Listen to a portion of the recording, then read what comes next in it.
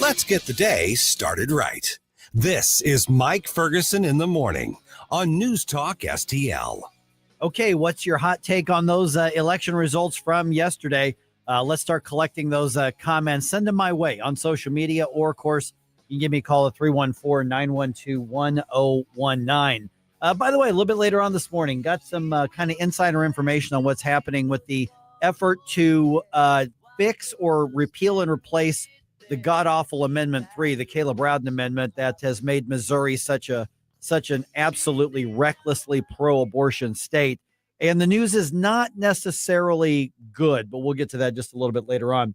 Okay, now that the Supreme Court has ruled in favor of President Trump's efforts to get rid of some of these, frankly, illegal alien terrorists that we've had in the U.S., the TDA gang and all of that, what's next? I think a lot of people got the news of that ruling, and then they said, oh, great, it's over. Well, it's not even close to being over.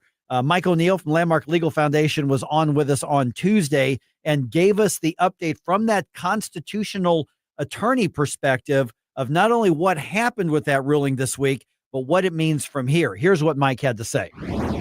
The Trump administration wanted the Supreme Court to lift that ban on the deportations or that injunction. And the Trump administration got that, but they're not getting free reign to just say you out. There still is a process, and there still are some restrictions and lanes they have to follow. So what actually changes immediately with the ruling? Right. Well, what changes? Good morning, gentlemen. Well, what changes immediately is the fact that it's no longer in the D.C. District Court. It's no longer in front of the judge who has issued this temporary restraining order. And the court has now said that the jurisdiction and venue lies in the district of confinement. And so these individuals who are subject to Tren de Aragua individuals, these narco terrorists who have been apprehended and are being detained and are going to be removed from the country, they are confined currently. Some of them are confined in Texas. And so Washington, D.C., the D.C. Circuit Court or the D.C. District Court does not have jurisdiction nor venue to hear these cases. The cases will be, if you want to bring a case, if you want to challenge the confinement, or if you want to challenge this action, you need to bring a habeas petition in the jurisdiction of confinement, and that means it has to occur down in Texas. Good morning, Mike. Gabe Pfeiffer here. So is this ruling going to stop, or at least maybe slow down some of the venue shopping and the lawfare that we've been seeing coming out of these regional courts?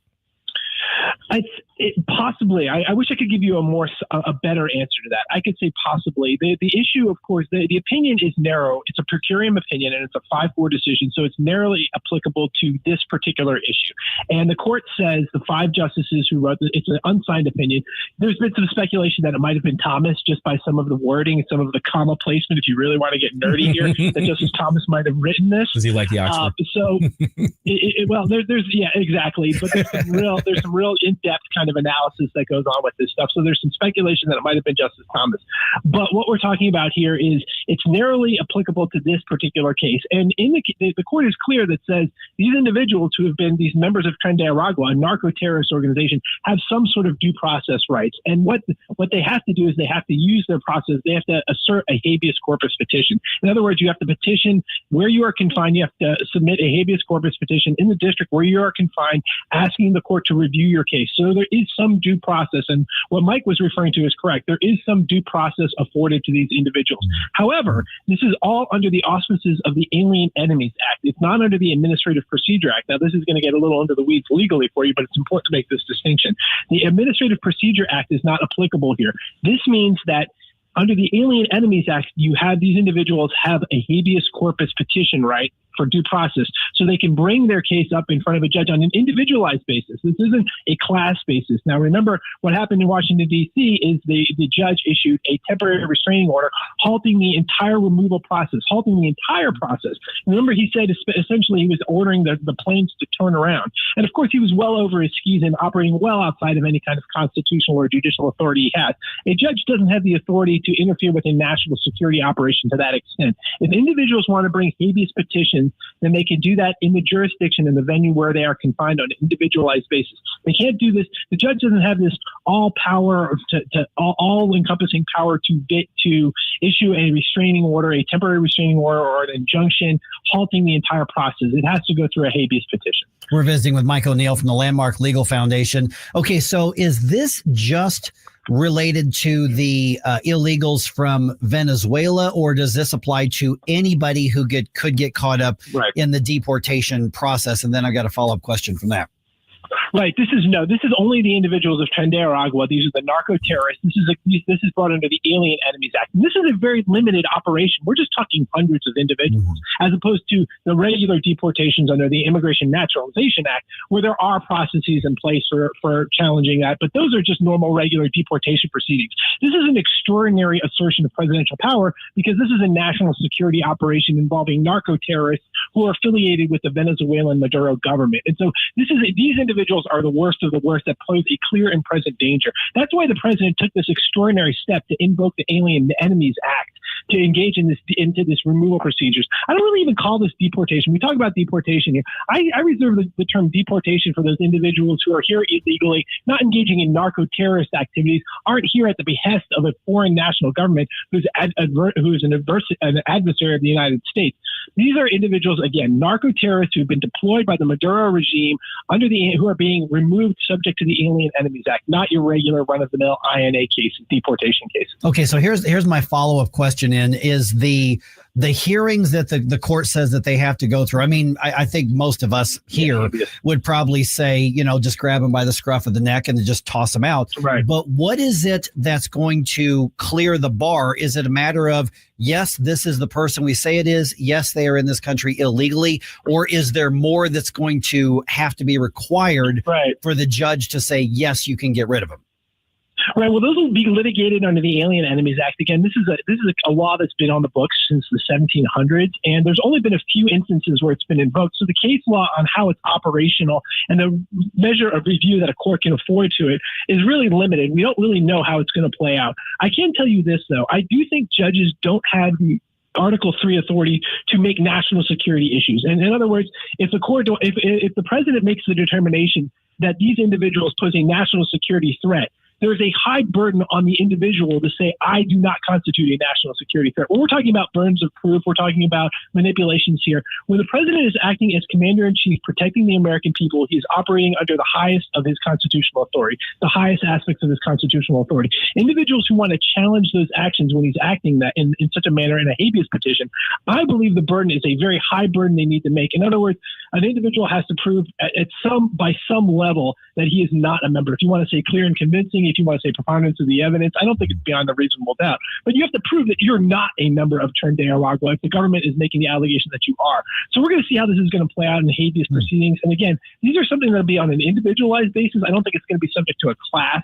Whereas, in the D.C. District Court, the judge simply certified this as a class and was able to and banged his gavel and said, look, I'm going to halt this proceeding. The president's operating outside of the scope of his authority. He doesn't have due process. These individuals have due process rights.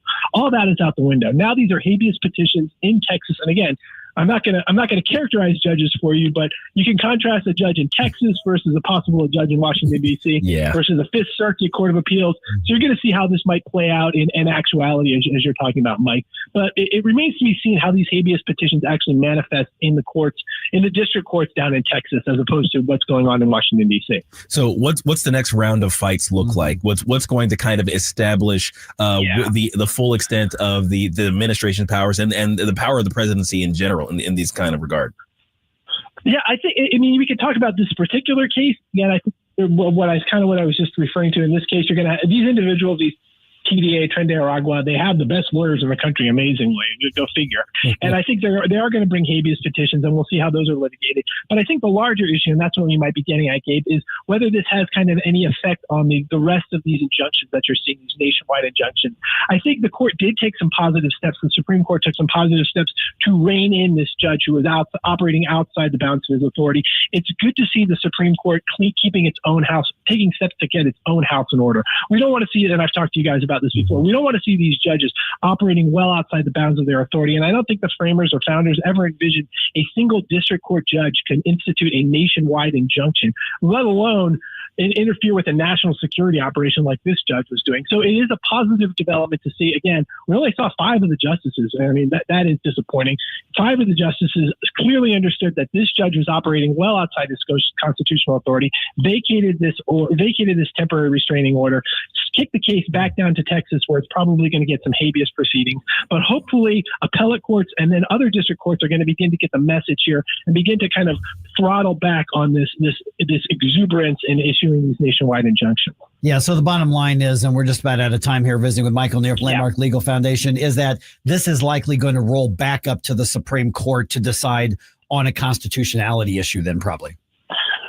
Maybe again, we'll see the energy on that about how the alien, but that's a merits case issue on what the contours of the Alien Enemies Act really absolutely are. But again, I would assert to you that this is a national security operation, and the president is operating well within his constitutional authority to do what he's doing. All right, Michael Neal, Landmark Legal Foundation. As always, we remind people landmarklegal.is it org or com? Org. All right, Mike, we'll talk to you again soon. Thanks so much for the update. Thanks, Mike. Yeah, thanks, guys.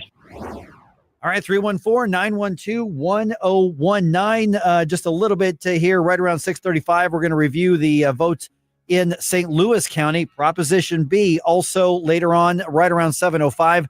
Kirk Hilzinger from our friends at St. Louis City GOP going to give us the reaction to that mayoral race vote. And then again, the most important questions, what's next? Because frankly, we've got a lot of work to do to fix this area around here, and we're just getting started. This is 101.9 and 94.1 News Talk STL.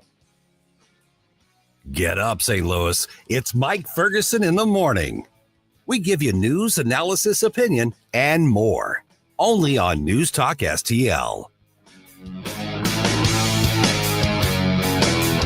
If you have a phone, you have a radio. Wherever I'm at, home, car, wherever. Download the all-new News Talk STL app. If you have a phone, you have a radio. Just a convenience on the phone. Streaming live on the mobile app. Love the new app. And listen anytime, Everywhere. anywhere. Remember those magical moments in Mom's kitchen? The heavenly aroma of fresh baked cookies? At Trolley Stop Bakery in Chesterfield's Forum Shopping Center, our co-op of talented bakers has been perfecting that homemade magic for 4 decades. From the gooeyest cookies in town to custom pies, cobblers, and cakes, everything's made from scratch, just like Mom and Grandma's recipes. Need that perfect corporate gift? We ship our famous cookies nationwide. The Trolley Stop Bakery, 67 Forum Shopping Center, or TrolleyStopBakery.com. Because some traditions are too sweet not to share.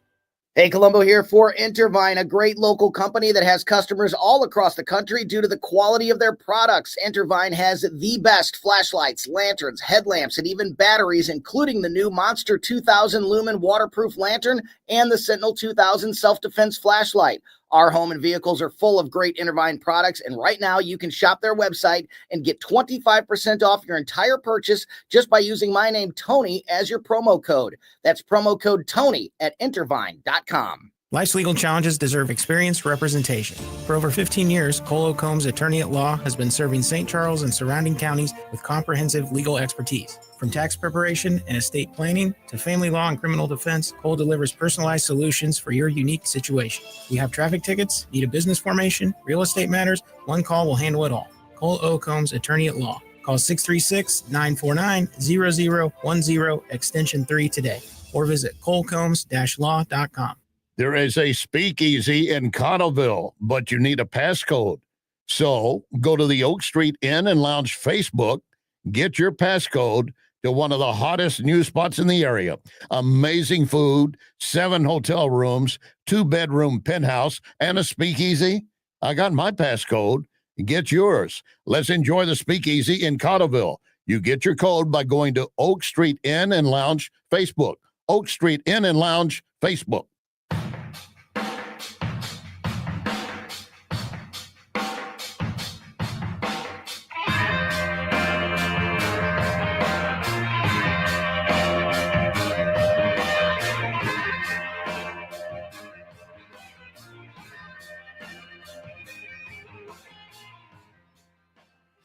All right. Did you vote? Everybody, let me know. The results around the metro area, they're interesting. But here's the thing. For conservatives, I think these results ought to be really concerning.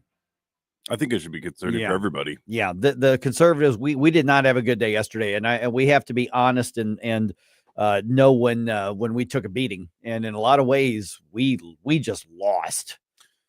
Yeah, I really cannot believe that for people that are so concerned with limiting the government's reach and for holding officials accountable, that the election went the way it did yesterday. Mm-hmm.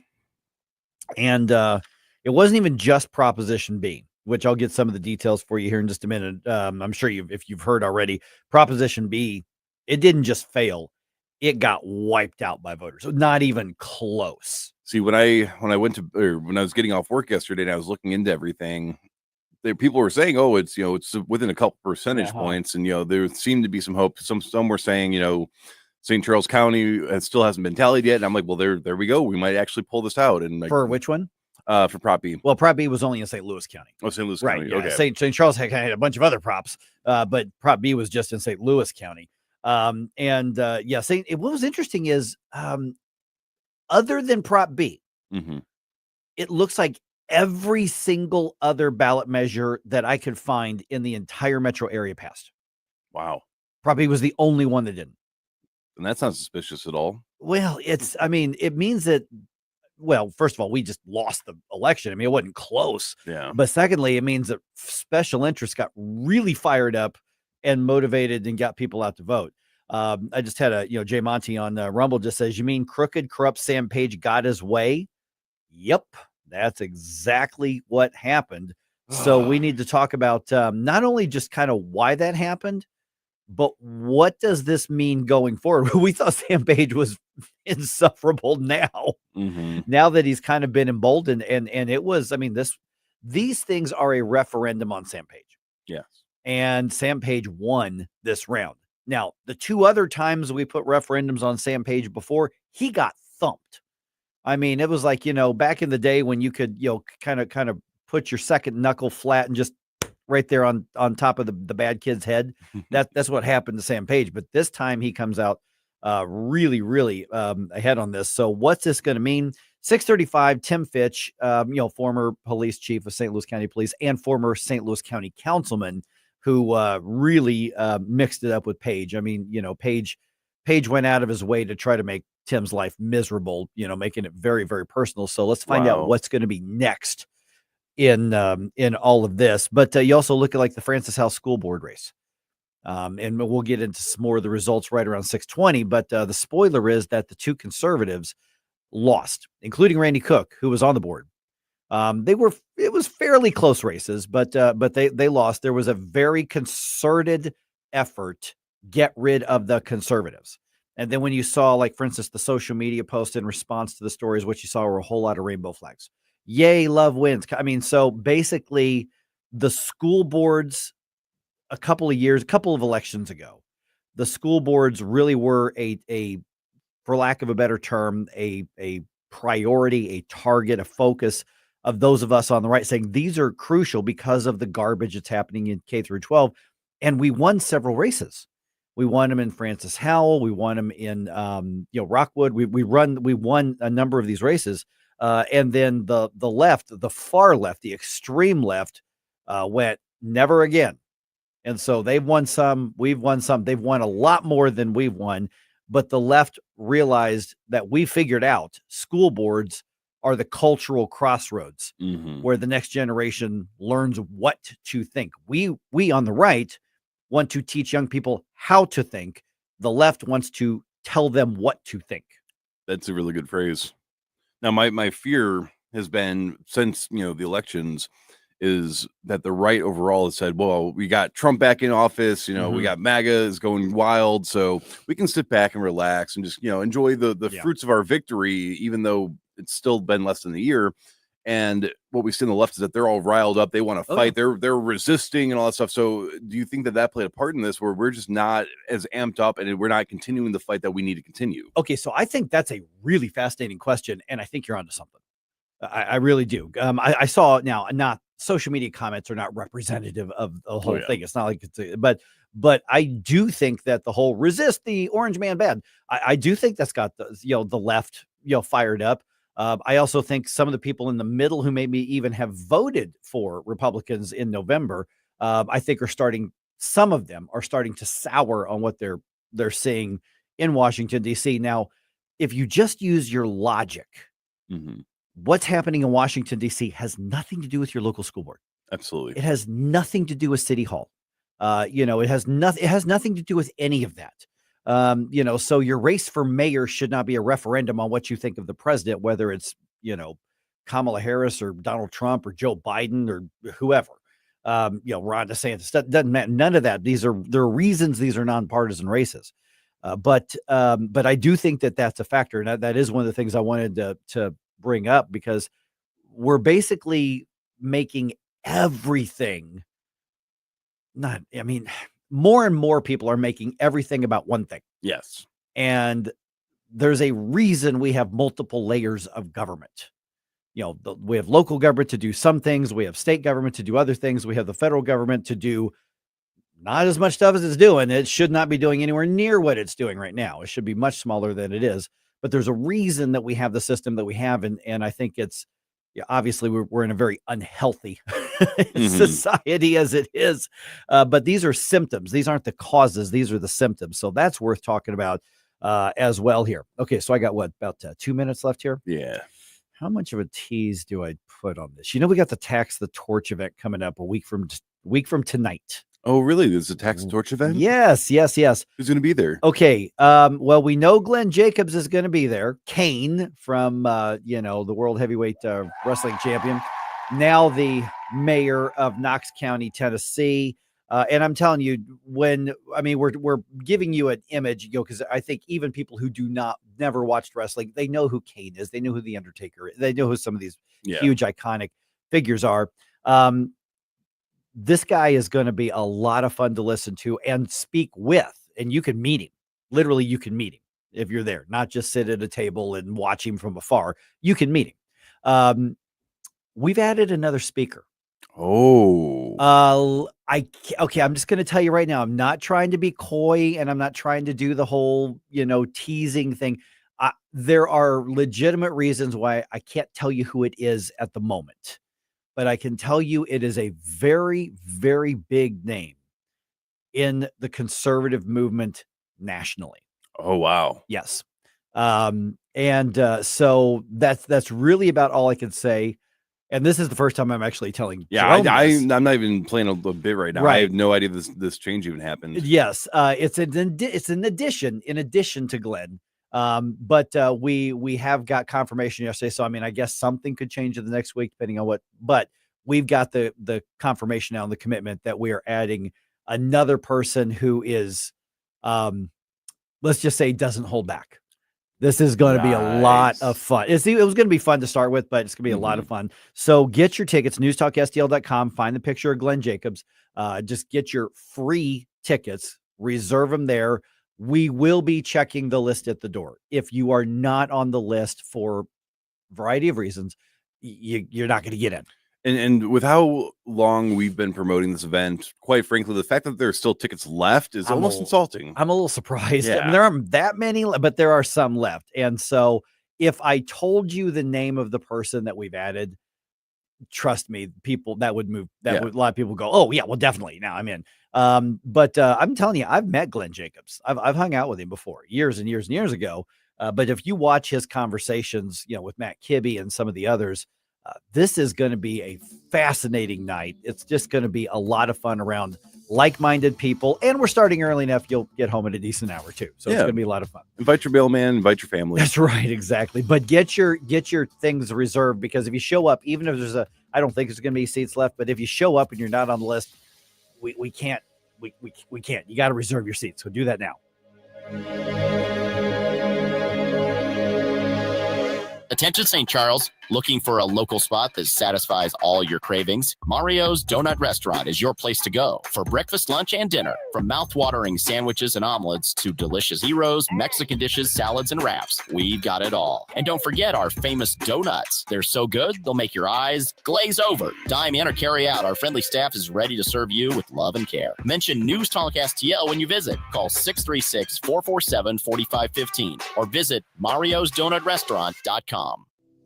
Dr. Randy Tobler here, and I know that when you're looking for a dentist, you have to make sure you choose a dental practice that's compatible with you and the needs of your family. Well, I'd like to tell you about my dentist, Dr. Dan Cusimano, and his partner, Megan Dwyer, and their team at Advanced Dentistry at St. Charles. The great team at Advanced Dentistry of St. Charles can accommodate all of your cosmetic and restorative needs because their passion is general dentistry. Implants, crowns, bridges, even dentures. That what you need the most is what they'll provide in a personalized, focused way. And they can provide therapeutic and cosmetic options like Botox and dermal fillers. Get to know them and all they have to offer by calling 636-978-0226 or visit them on the web at advanceddentistrynow.com. That's Dr. Daniel Cusimano and Dr. Megan Dwyer at Advanced Dentistry of St. Charles. That's Advanced Dentistry Now, 636-978-0226. Or visit them on the web at advanceddentistrynow.com. Are uneven concrete surfaces causing you headaches? Polytime Concrete Leveling and Restoration has the solution. We're a veteran and family-owned business offering long-lasting solutions for all your concrete problems. From precision concrete leveling to our superior restoration services, our precision polyjacking outperforms traditional mudjacking any day. Call Polytime at 636-487-3282 for a free estimate or visit itspolytime.com. Mention Newstalk SDL and get $125 off any job of $600 or more, or 10% off your service. KLDY HD3 Clayton, K270BW Bellefonte, KNBS Bowling Green. This is News Talk STL at 1019, 94.1, and always streaming at newstalkstl.com. Townhall.com. I'm Rich Thomason. From fiery rhetoric to an AI video insulting American workers, China lashing out at the U.S. over President Trump's tariff hikes. Never mind that China's been doing the same thing to the U.S. for years, along with non-tariff restrictions on American imports. And through it all, President Trump is standing firm. The president defends his newly launched trade war, claiming the tariffs are bringing $2 billion into the U.S. every day, and dozens of nations want to negotiate. Right now, Japan is flying here to make a deal. South Korea is flying here to make a deal, and others are flying here. Even though some economists have warned of higher prices, the president slapped another 50% tariff on Chinese goods, raising the combined total to 104% against China. Greg Clugston, the White House. Does the Trump tariff strategy threaten Republican unity on Capitol Hill? In a Senate hearing and interviews with reporters this week, Republican skepticism of President Donald Trump's agenda reached a level unseen since he won the GOP presidential nomination last year. While GOP lawmakers made sure to direct their concern at Trump's aides and advisors, it still amounted to a rare Republican break from the president. Lawmakers are worried about warnings that the plans could lead to a recession. Correspondent Bernie Bennett, Mr. Trump insisting the short-term pain, the markets have been having a tough go of it lately, but will lead to long-term gain if we hang in there.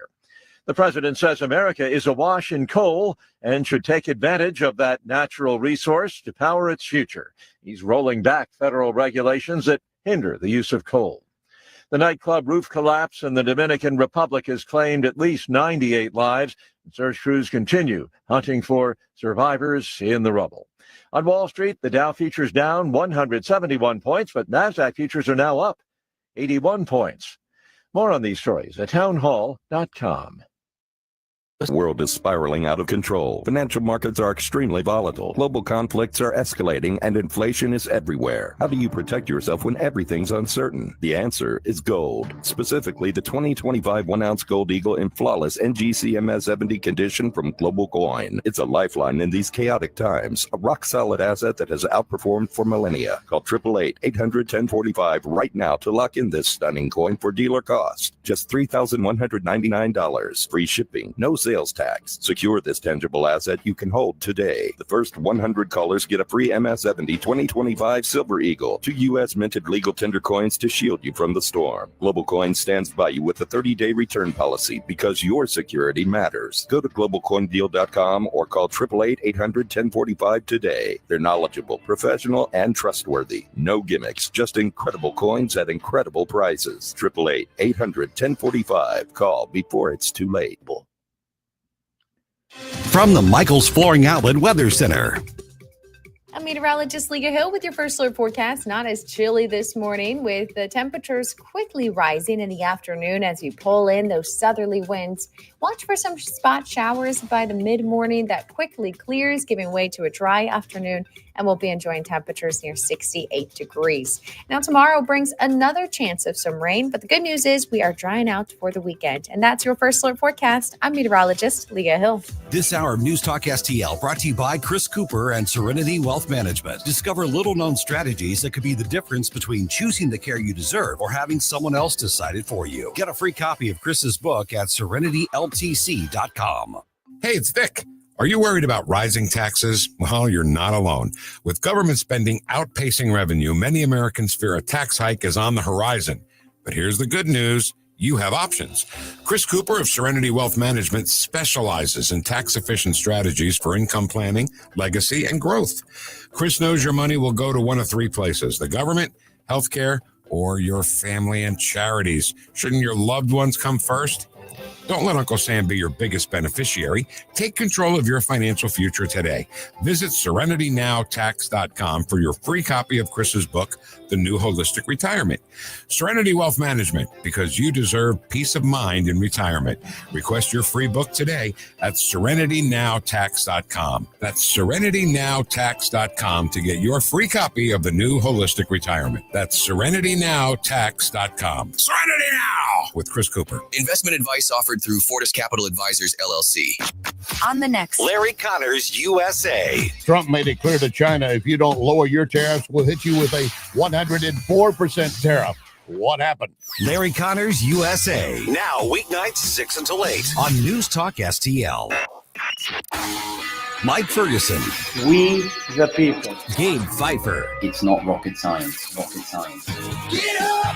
Get up! Can't you hear the alarm? Get up! Get up! Mike Ferguson in the morning on News Talk STL. All right, 314-912-1019. Also, if you've got the News Talk STL app, find ways you can send us your feedback on what happened with the elections, or obviously put them on social media as well. It's interesting. This is, man, Gabe, since we launched this radio station, this is the fourth off-year election cycle. Yeah, fourth. Yeah, because we went on the air in 2021. Mhm. So, but it was like June or July in 2020. We had just missed those. Yeah, so 22, 23, 24, 25. So this is our fourth April election cycle. Mhm. I got to tell you, I think people are more tuned in and affected this time around than any of the other three, because what would happen on the other three is like, okay, here's a couple big races, but then we just go on and do a show like we normally do because there's Right. other stuff going on. Oh no, this is really, people are really tuned in on this, especially the conservatives. Yes. And let's be really honest. Let's not kid ourselves. Conservatives did not have a good election day this time around here in the St. Louis Took a Metro. bit of a drubbing. I think. We did. I mean, we have to be honest when we say we tried, we lost. Right. And so let's talk about what that means. And where we go from here. All right. 6:06 right now. Also, the president says we need to include some old school energy sources to power the country. Guys, environmentalists are not going to like this. No, gosh, no. And so if the environmentalists are angry, then something good is happening. That's basically the way I look at it. And by the way, Jerome, since you're new to the show, I make a big distinction between environmentalists, who I just love to piss off, and conservationists, who I respect immensely. I was going to say, I am, in the old sense of the word, I'm a very environmentalistic person, but then the environmental activists got involved. And so conservationists, that's what I will be going by from now on. That's a much better term. I think we should be good stewards of the things around us. Yes. And some of those things that we have been given and we have access to, we should be using. Like nuclear energy. Oh my goodness. Hello. Yeah. And another old school one, which we'll tell you about here in a minute. And today's a big day for the Blues. All right. Now it's 6:07. Let's go ahead and get the news dump started. Successful dump. Wake up, America. It all worked out. They got all the news. The morning news dump. And I want to point out that we are almost 40 minutes into the show, and I'm looking at all of these election results and, the reactions to that, particularly from Megan Green. And I have not said any cuss words. Jerome has not had to go to the dump button. Yeah. And you know what's funny? One of the most common questions I get from people once they realize I'm that guy on the radio, I don't know why this is. People say, is there really a dump button? Oh, yeah. Yes, there is. Yeah. That's for our safety and yours. That's right. So, yes. All right, here's what's going on. St. Louis is about to have a new mayor, and this was not a close vote, which we thought. That's what we thought was going to happen here. Kara Spencer won almost 2/3 of the vote in unseating Tashara Jones. The race for city comptroller was much closer, but also resulted in voters making a change. 30-year incumbent Darlene Green. 30 years. 30 years. Since 1995. Oh, my gosh. Darlene Green was defeated by former state representative Donna Beringer, who was also a former alderwoman there in St. Louis as well. Okay, St. Louis County voters said no to giving the county council more oversight of county government. Proposition B failed by a wide margin. Yeah. Not going to lie, guys. I called this one wrong. I thought it was going to be close. I thought maybe we had the edge. I wasn't even anywhere near correct on this one with my guess. Proposition B failed, and it was something like 62 to 38%. I mean, it wasn't even close. That means Sam Page's appointments cannot be fired by the council. Several council members have complained about department heads not being transparent and not being cooperative with them, meaning the council, in recent years. But let's be really candid here. The way that Prop B shaped up was a referendum on Sam Page, and he won big. Let's be honest. I'm on a conservative station, and I'm telling you, Sam Page won big because the last two referendums on Sam Page, he got his butt kicked. Yes, absolutely. Now, I'm wondering if the mobilization of the various unions had anything to do with it. It had to have. I mean, it just had to have. It had a lot to do with that. You got a low voter turnout. There was not a massive concerted effort to get the conservatives out, other than honestly conservative media. Oh yeah. I We're mean, probably the only ones, poking at it, and Right. and I only saw a few signs. It's not like we had any big organizations or I don't know, government funds to use to Right. advertise for our position. But there it is. Yeah. So I mean, and also with that, I mean, still file the complaints against Sam Page. He Yes. still needs to be held accountable. His $5,000 expenditure did not change the outcome of this race. No. Ultimately, no. I think it did come down to the unions. Yeah.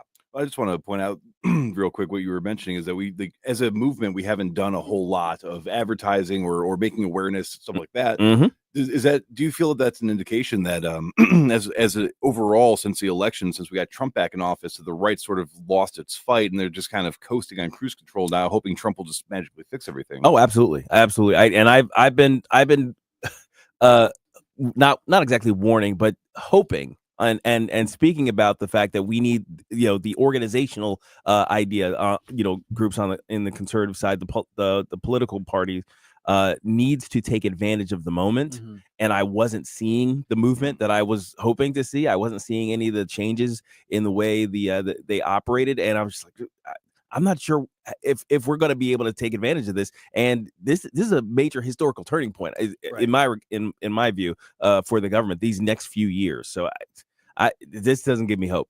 Yes, that's the thing is what's next. Yeah. Don't think for a minute that, I saw a whole lot of tweets and, people are so focused on what's happening in Washington, D.C., hashtag so much winning, et cetera, et cetera. Guys, we've got the next round of elections that we've got is next August and next November. And I am telling you, that's not that far away. Election season is upon us now. And I don't know that this was any sort of referendum on Donald Trump, but I do think that the momentum from the November elections, a lot of people were riding really, really high. Hey, that ride's over. Yeah. now we've had another local election cycle. Now you've got a lot of chaos happening. And so the two are related. And I think Jerome's onto something here. They shouldn't be, but they are. Yeah. Yeah. That's just the reality of it. All right. Speaking of elections, the U.S. House slated to move forward this week with the SAVE Act. And among other things, that would require proof of citizenship in order to register to vote in any election that is congressional or otherwise federal. Democrats are saying the bill's redundant. They're saying it's voter suppression. They say it's going to burden millions of Americans with unnecessary requirements. Are there really millions of Americans without any sort of proof of citizenship out there? House Speaker. Well, millions of Democrat voters Yeah. that are lacking in proofs of citizenship. Yeah. So House Speaker Mike Johnson says those fears are just a front. Now they're claiming that the SAVE Act disenfranchises married women who change their last names. I mean, it's absurd. What they're trying to do is protect the ability of non-citizens to participate in our elections. Plain and simple. That's what this is about. Yeah, it's interesting how much of a fight the Democrats have been putting up on this for years, going back to the basic voter ID. I went to vote yesterday, just handed in my driver's license, and that made it so much easier. It was so simple. Yeah. All right. President Trump signs an executive order to restart investment in coal production. Yeah. He says the purpose of this is to restore, in his words here, American energy dominance. So speaking at the White House, the president reiterating his promise to lower the pricing of energy. We will continue to lower costs for American families, create jobs for American workers, and very importantly, unlock unlimited amounts of affordable American energy, including, as I said, and I'll say for the last time, beautiful, clean coal. He loves his adjectives. Beautiful. Tremendous. Listen, the coal technology of today is not the coal technology of 50 years ago. Oh yeah, everybody imagines like basically guys shoving coal into an open furnace, like on an ancient locomotive or something like that. It's like no. It works differently now. Yeah, precisely. Really, there's like tech and coughing up black dust, exactly, and all that sort of thing. I got to tell you, when it comes to energy, I think Donald Trump's getting it pretty much completely correct. Yeah, I mean, it was the what was it? The all of the above yep. type of position that was often spoken about in elections, but rarely ever accomplished. Right. So yeah. I'm glad he's actually doing something. Yeah, and this is such a vital thing. This is one area that I think Donald Trump has been spot on correct, pretty much from start up to right now, when it comes to energy. When you bring down energy prices, you bring down the prices of everything. Yes. Oh yeah. All right, we got a little bit of some drama and some feud happening in Trump world, the reporters were asking Caroline Leavitt about this yesterday at the White House. This is the beef between Elon Musk and Peter Navarro. Oh, I didn't realize there was a beef. They're beefing. They're beefing hard. Yeah, they got heat between them. So here's how Caroline Leavitt responded to that from the White House. These are obviously two individuals who have very different views on trade and on tariffs. Boys will be boys, and we will let their public sparring continue. So Elon Musk. Did she just boys will be boys us? She did. Yep. Okay. So Elon Musk called Navarro, and I'm using Elon Musk's words here, quoting, dumber than a sack of bricks. and Navarro called out Tesla because they relies on foreign parts. That's the real world. That's how things work. And everything. That's just the way it works. Everything has and so Donald Trump is staying out of it. He's like, and when Donald Trump doesn't step into it, it's a mess that's happening. All right, a couple sports things here. Cardinals get back in the win column on Tuesday, beating the Pirates. Final score 5-3 in Pittsburgh. That ends the Cardinals' 4-game losing streak. Sonny Gray got his second win of the season. He threw 5 innings, only gave up 3 hits total in 5 innings, and only gave up 1 earned run. Deciding game of that series starts actually this morning at 11:35, and that one's on FanDuel. Blues try to hold on to the top spot in the wild card race tonight. They are on the road to play the Oilers. That is the NHL's late game. That is a 9 p.m. puck drop.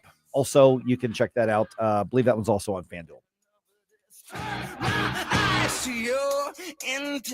Mommy, what are those Democrats up to now?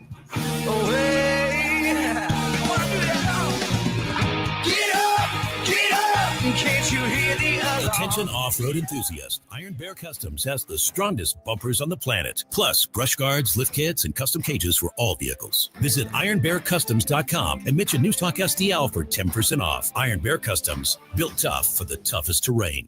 Discover Patriot Powder Coating, your family-owned specialist in Pacific. From small jobs to big projects, we got you covered. Visit our showroom or call 636-551-0377. Mention Newstalk STL for 10% off.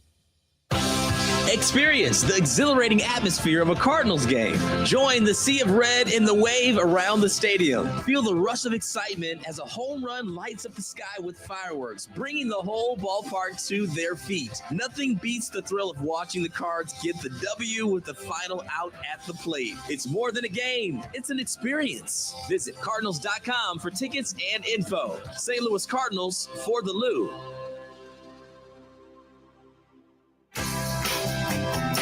There is no better way to enjoy America's favorite pastime than cheering on the Cardinals with your family at Busch Stadium. From the thrill of watching the game to the kid-friendly activities, food, and fun, the ballpark has it all. Make magical memories as you cheer together for every home run, double play, and Cards win. Your family's summer tradition starts here at Busch Stadium. Grab your tickets today at Cardinals.com. St. Louis Cardinals for the Lou. Hey, if you're 50 or older, you do not want to take any risk with your money. In fact, you want Leslie Consulting. My friend Bob Leslie can show you a gain and retain plan. Means that you never lose. Plus, you get up to a 20% bonus on day one. Leslie Consulting, a leader in brokerage and risk management. 314-721-0066. LeslieConsulting.com. This hour of Mike Ferguson in the Morning is brought to you by Stifel. Request a portfolio review from your Stifel financial advisor at Stifel.com. That's Stifel.com.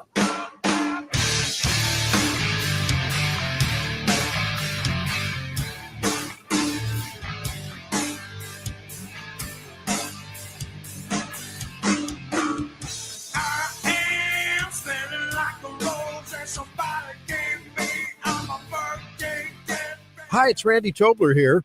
Pour a big cup of coffee and catch my show every Saturday morning from 6 to 9.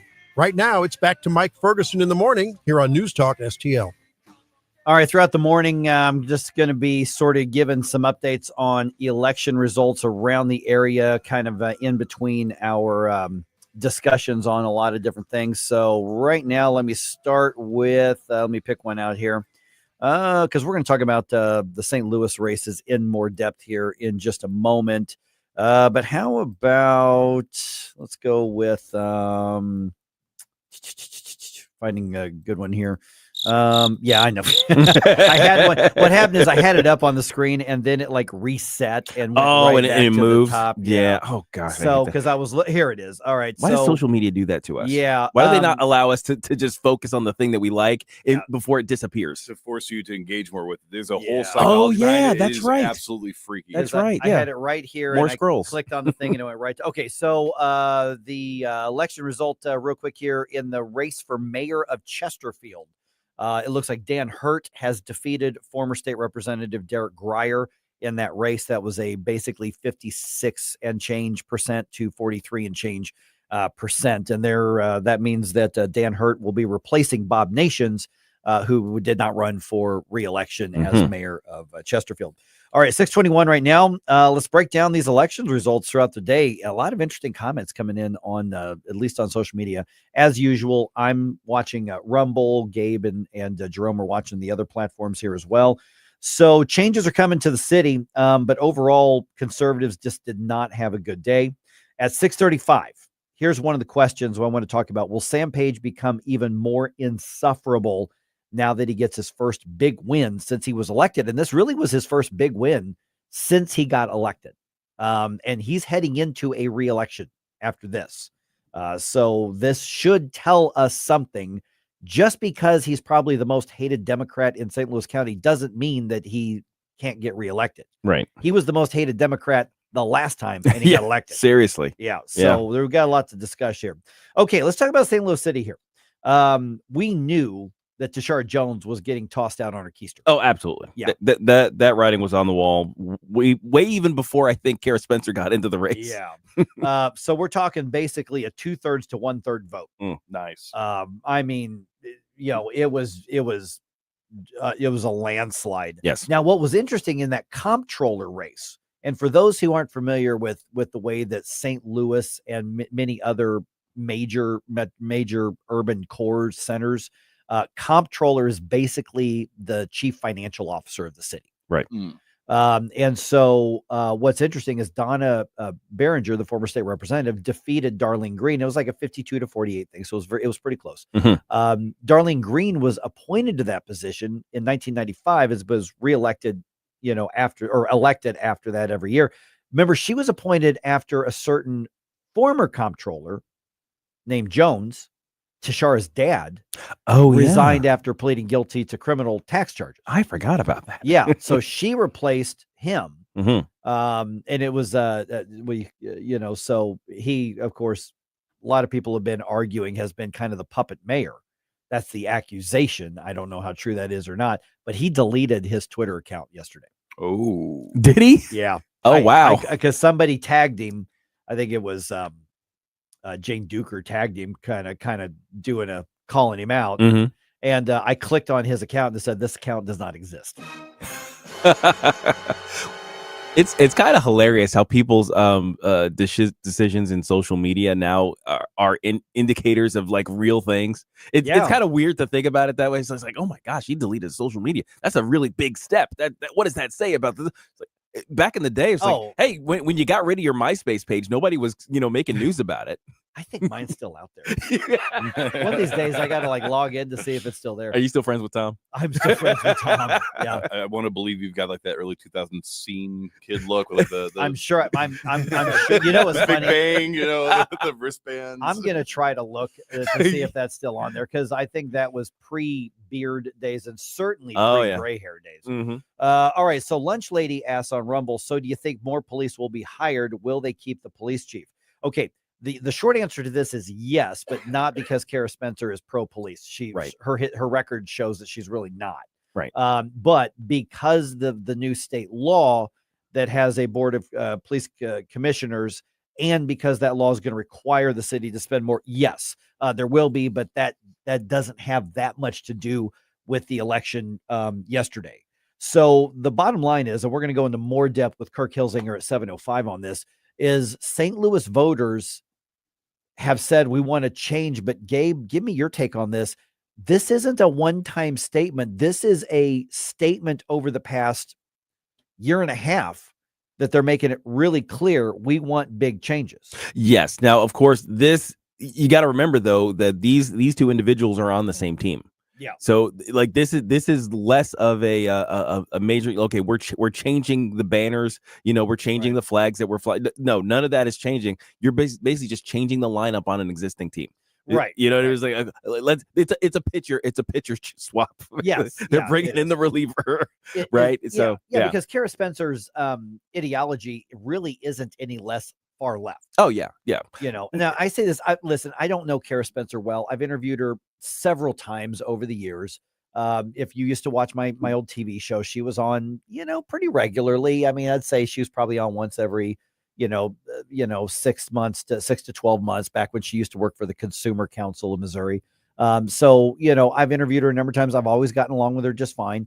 We view the world vastly, wildly different. Mm-hmm. So one of the things that she did differently, Gabe, is that she really focused on the basic services that are not Republican or Democrat or conservative or liberal. Right. Exactly. And arguably it's something that the Democrats should be more concerned about because it involves, the least of these in the city. Right. It's like that's who they are. They always say that they're championing, but the people in the most crime ridden areas, the people in the areas that weren't getting garbage service or the snow wasn't getting removed. So they couldn't get out of their dang house, to go to work where they make a very low hourly wage, all of those things should have been, top of mind for any Democrat mayor, but Tashara knows because she had other things to do, other concerns, and just I guess her brand of the leftist ideology led her down a certain path that she wasn't performing, and that's when the people in the city said, okay, enough is enough. Give us somebody who at least is talking the talk. We'll see if she walks the walk. Correct. Yeah, but also look at and I think all that's correct. I agree with that 100%. Also, in addition, Kimberly Gardner gone. Yes. Now she wasn't defeated at the polls. She was run out on a rail because of her illegalities. Corey Bush gone. Yep. Not a city race, but Tashara Jones, Corey Bush, Kimberly Gardner. Just a few years ago, that was, using their words, that was black girl magic. Yes, that was basically Missouri's version of the squad. Yes, that's a great way to put it. That's exactly what that was. They were, unapologetic, black female boss in charge, that sort of thing. Matter of fact, Tashara Jones has a necklace that she would wear that said basically in charge. Right. I think that's actually what it said, was in charge. Yeah. That sort of thing. So that was their thing. And so all three of them are now, as soon as Tashara Jones, she'll be out of office the next week or two. All three of them out of office. So this has got the identity politics left kind of in a frenzy right now. Yeah. Somebody's going to start. Darlene Green's already hinted at it, but trying to make a racial thing out of it because 2 white women replaced 2 black women. Well, 2 leftists replaced 2 leftists is all I'm worried about. That's all I see. Yeah. So, all right. But so that happened. 7:05, we'll go into more depth because basically all of the older people were returned to office as well. Sure. In that election. Honestly, the St. Louis School Board, I don't even care at this point. No. Well, it's not as though they were running anybody who could have shaken things up or done anything differently. It was kind of the same thing in the Ferguson Florissant School District where I was voting. It's like I didn't even recognize the names, but I saw there's a lot of people who were incumbents. Essentially, they were already on the board. It's like I know of this person sort of. And I don't get any conservative vibes from them. So it's not as though I had a choice to make. So I actually left those blank, but Yeah, I always, on the school board stuff, I always write in somebody on the school board unless there's like some real reformers out there. I live in the Maplewood Richmond Heights School District, which is somewhere left and somewhere more hippie than Berkeley, California, where they want to be. Yeah. And I'm walking in and there were people actually electioneering out there, which is fine. I don't mind that. One woman was like, "Are you a Maplewood voter?" So she was obviously running for something in Maplewood because they're all the same voting areas. And I said, "No, I live in Richmond Heights." Okay, well, thanks for coming out and voting. All right. Then there's guys like, "Hey, please vote for these props for Maplewood Richmond Heights School District." And I went, "Oh, to give him more money?" And I tried to say it very upbeat to get him. He goes, "Oh, no, it's actually revenue neutral." No, nothing's ever revenue neutral that you campaign for. And you don't put it on the ballot if it's revenue neutral. No. And so at this point, and I went like not full mic, but I went like mid mic. 60% mic. I about 60% mic. And this is the stuff my wife gets so mad at me for. I stopped, turned around, pointed at him, and just said BS. I didn't abbreviate. Right. And I went, no. And I said, no, absolutely not. No, yeah. He's like, I'm not taking that bull crap. Now, you're lying. You're lying to me. And I'm going to call it out. Pointed right at him and said BS, so now these things passed overwhelmingly. Oh, of course. Because Maplewood and Richmond Heights is a very left-wing area and they can't wait to throw more money at something as failed as public schools, seriously. Government schools. But yeah, so I didn't, like I said, that wasn't the full mic. I didn't berate him. Right. But I'm like, but you did call him on his bull stuff. I wasn't playing nice, and he was kind of stunned. Yeah, exactly. And I should have tried to coax out who this was because that was probably a school district employee working on school district time. Oh, that's entirely possible. That's possible. Maybe it was a school board member, which would have been perfectly valid. I don't know. But I should have coaxed a little more, but and that's the thing is like, people tell me I'm supposed to be nice, nicer in situations like this, but I'm not. I just didn't feel like it. No. But hey, you didn't go full mic on it. I did. No, So that's about, good. it was about 60%. about 60%. All right. That's all right. Yeah, exactly. So if you're listening out there, I doubt it. This is where I'm supposed to say, "Hey, sorry about that," but I'm really not sorry. He's coming back for you. Yeah, that I can take him. He's like $130, sopping wet. I'm fine. Not sorry.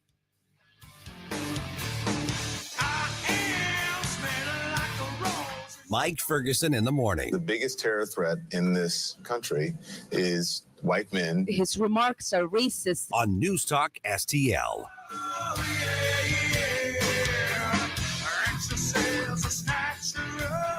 From the Michaels Flooring Outlet Weather Center. I'm meteorologist Leah Hill with your first alert forecast. Not as chilly this morning, with the temperatures quickly rising in the afternoon as you pull in those southerly winds. Watch for some spot showers by the mid-morning that quickly clears, giving way to a dry afternoon, and we'll be enjoying temperatures near 68 degrees. Now, tomorrow brings another chance of some rain, but the good news is we are drying out for the weekend. And that's your first alert forecast. I'm meteorologist Leah Hill. Hungry for the best steak you'll ever have? Head to the heart of Moscow Mills and discover Harry J's, a local landmark and family-owned steakhouse, serving up excellence since '98. From mouth-watering appetizers to decadent desserts, Harry J's has something for everyone. Enjoy our extensive bar selection while soaking in our friendly family atmosphere. Whether dine-in or carry-out, your meal is prepared to perfection. Make the drive to 300 Main Street and treat yourself to a taste of Moscow Mills' finest. Harry J's, more than a steakhouse. We're a tradition. Jewels on Hampton and St. Louis Hills is paying some of the highest prices on gold, silver, diamonds, semi-precious colored stones, coins, flatware, and fine watches on site. Jewels on Hampton is a premier jeweler featuring Alvanza's jewel art designs with an exquisite selection of diamonds, semi-precious stone jewelry, and vintage watches. Their expert design team can restyle your jewelry to today's contemporary style. They also do jewelry and watch repair. Need extra cash? Jewels on Hampton is paying some of the highest prices on gold, silver, diamonds, semi-precious colored stones, coins, flatware, and fine watches. Bring in your collectibles and clocks and sports memorabilia and figurines too. Jewels on Hampton, 4506 Hampton, just 3 blocks south of Chippewa, and jewelsonhampton.com. Call them at 314-752-5000, 314-752-5000, and jewelsonhampton.com. Jewels on Hampton. I'm Missouri Attorney General Andrew Bailey. Human trafficking is occurring right here in Missouri. You can help combat it by learning the signs of human trafficking and reporting suspicious activity to law enforcement. Victims may appear malnourished, show signs of mental or physical abuse, or avoid social interaction. If you're a victim or know someone who needs help, contact the National Human Trafficking Hotline at 1-888-373-7888 or text the word HELP to be free. Together, we can fight human trafficking in Missouri. Brought to you by the Missouri Attorney General's Office. This is News Talk STL. News, analysis, and opinion from the voices you know and trust. News Talk STL at 1019, 941, and newstalkstl.com.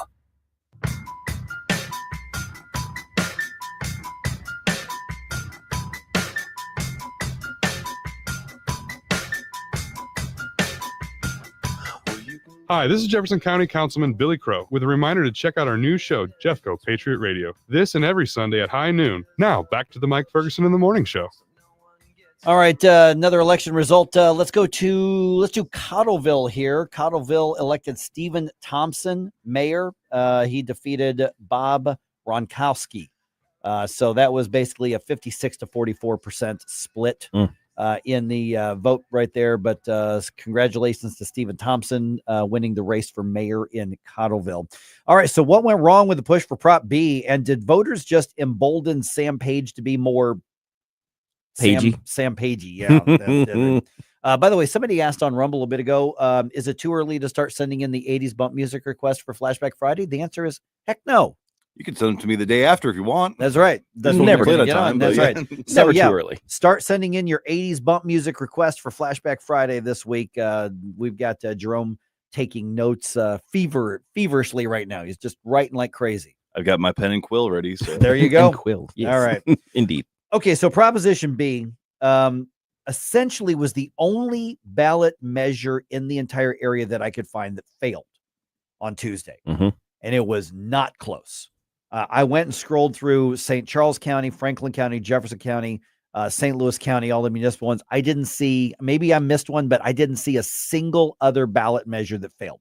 It got put on the ballot. Voters said, okay, Proposition B failed, and it wasn't close. We're now joined by former St. Louis County Councilman Tim Fitch right now. And Tim, your run-ins with Sam Page are very, very well known. And yeah, we saw how he abused his office with part of his personal vendetta against you, like others. But we got to be honest here. In this round, we lost, and if this was a referendum on Sam Page, he won. The last two referendums on Sam Page, he lost. So we know there had to be a lot of special interest really getting out the vote. What was it about Prop B that maybe threatened the establishment so much? And then let's talk about what went wrong with us trying to push it, because I think it was a needed change. Yeah, absolutely. And what I will say, and first of all, good morning, everyone.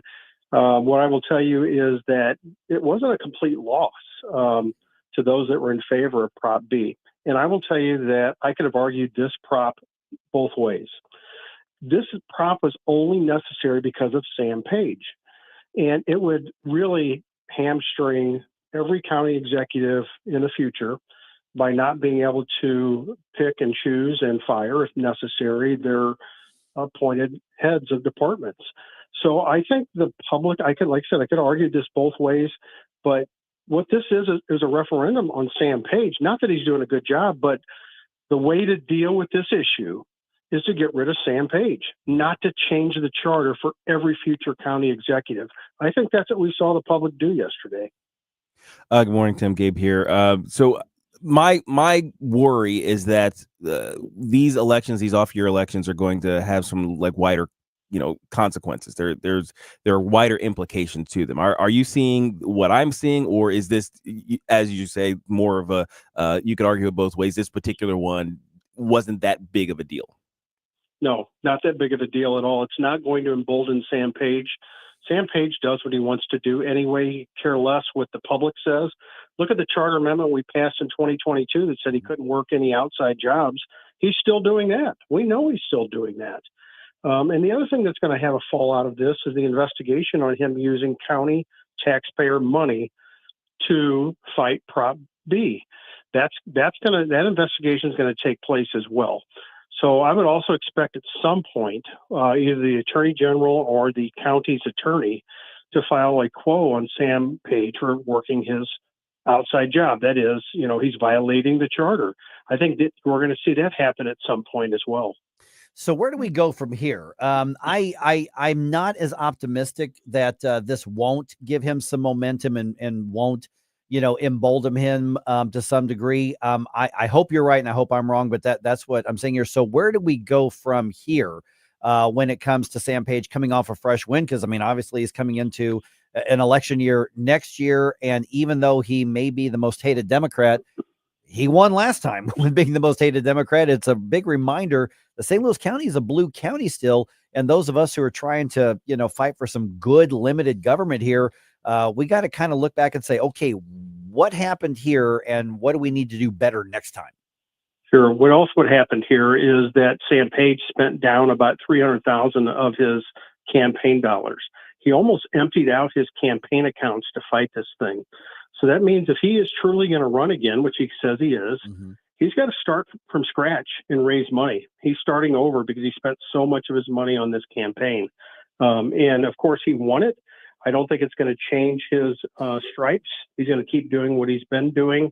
And it's going to be up to the voters next time, 2 years from now, to decide, a little more than 2 years, to decide whether or not he's going to be the county executive again. What do you think the reason is behind so much energy and money being put behind that campaign? It like you said, I suppose you could argue this prop either way. I preferred it as a check on him. But why do you think they fought it so hard? He was freaking out. It was about a loss of power. It was about, he asks those department heads, think of Faisal Khan. Do you remember that name? Oh yeah. The health director, when I was on the council, we actually voted to disqualify him from being the health director. And Sam Page said, I don't care what the council says. I know you get to approve or deny my appointments, and you denied this one, but we're going to keep him anyway. We're going to make him the acting health director. So he could care less what the council does or what the charter says. So like I said, in this particular case, he did win this one, but I think the public saw through it and said, you know what, we need to deal with Sam Page, not this in hamstring all of our future county executives. Okay, so there are rumors that Democrats are looking to primary him and send a serious candidate up against him. Dennis Hancock on the Republican side already saying, I'm in, I want to run against him, to where the point where Dennis Hancock has to leave his current seat because he would have been up for re-election as well. So it's not too early to start looking at the next election and say, okay, what do we need to do to defeat Sam Page in a blue county where even people who don't like him will vote for the D just because he's a D, even if they don't like, that particular Democrat? Well, I think this next election, there's going to be other choices for the Ds.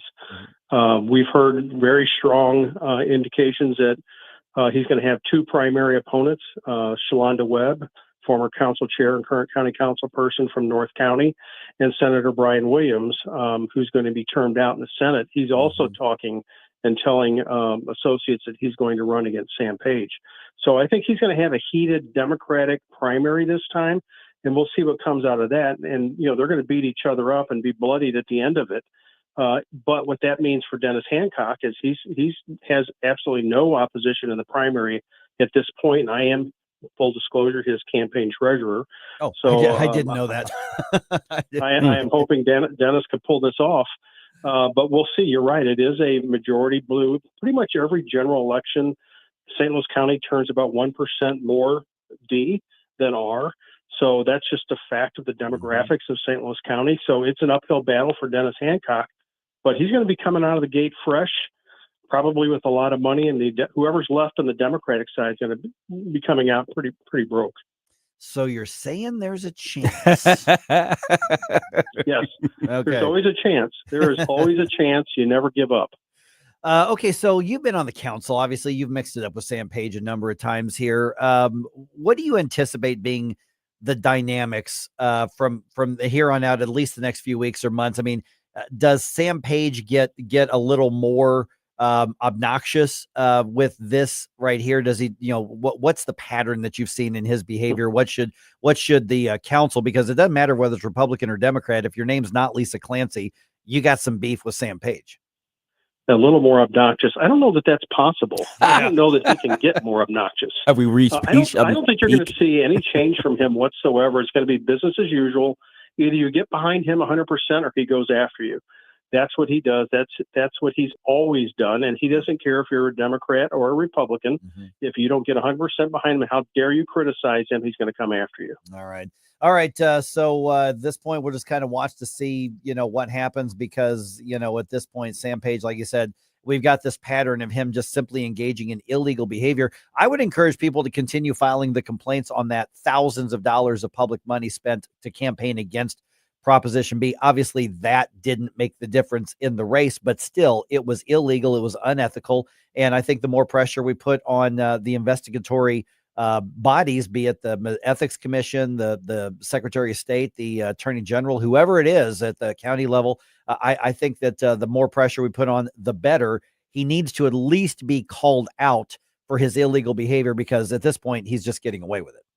That's right. So let's hope the Secretary of State does an investigation, and I think he'll find very clearly that he used tax dollars, not as education, but as propaganda to push his anti-Prop B agenda. Yeah, I don't see how it could come. I don't see how the conclusion could come any other way.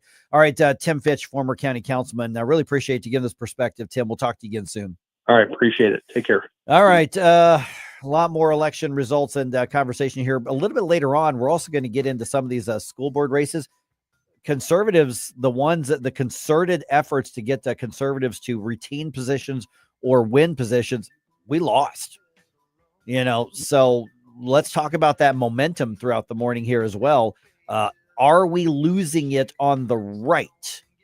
Now the momentum wasn't necessarily with conservatives, but it was definitely, on the right and with those within kind of the Republican Party sphere. Mhm. These are nonpartisan races, but when it comes to conservatives, we just didn't have a good night. Let's talk about what that means and where it goes from here. We're going to bring you up to date on all sorts of stuff right around 6:49 here on 101.9 94.1 News Talk STL. Mike Ferguson in the morning. This liberal will be all about taking over and the government running all of your companies. On News Talk STL. News Talk STL. Always streaming on your smart speaker, our mobile app, or newstalkstl.com. It's a brand new year. Tim Jones to tell you about the brand new things happening at The Hideout, famous for the Sunset Patio, 50 big screen TVs, live music and events, a fantastic game room, and of course, the food. The Hideout has a brand new menu featuring their world famous wings, the best handcrafted burgers, new items like the signature Sunset Dip and Dave's Chili, and a second location at Sugar Creek Golf Course in beautiful High Ridge. Experience The Hideout while enjoying a round of golf. Come in for lunch or dinner. The new 2025 Hideout, hideoutsportsbar.com, hideoutsportsbar.com. We'll definitely see you there. Love your couch but hate sinking into it? Custom Foam has your solution. We specialize in replacing your cushion foam with firmer options, firmer than anything you'll find in furniture stores, and a fraction of the cost of new furniture. Need extra firm support or soft cushioning for your back pillows? We have options you can test in person. From couches to window seats, dining chairs to custom projects. We'll have your furniture feeling like new in just a few days. We even offer same-day service. Visit custom-foam.com. That's custom-foam.com. We've been here 30 years, 30 Christmases in this house, and we have the traditions that most families have. That's Terry talking about her experience with Rhino Shield ceramic coating. We did Rhino Shield 14 years ago, and the house still looks the same as the first day. Rhino Shield really worked with me to help me get just the right, nice, soft yellow, and it's 14 years later, and it's the same color. The main reason Terry called Rhino Shield is because it's backed by its 25-year transferable warranty. Just sounded wonderful that we could have the house coated with Rhino Shield and not have to worry about it again for 25 years. Take it from Terry. Give Rhino Shield a call now for a free evaluation. 877-25-RHINO. 877-25-RHINO. Or visit 877-25rhino.com. There have been neighbors that have come by and said, "Did you just have your house painted?" Because they wanted to know who the contractor was. And I said, "No, it's actually Rhino Shield." 877-25rhino.com. This hour of Mike Ferguson in the morning is brought to you by Stifel. Request a portfolio review from your Stifel financial advisor at stifel.com. That's STIFEL.com.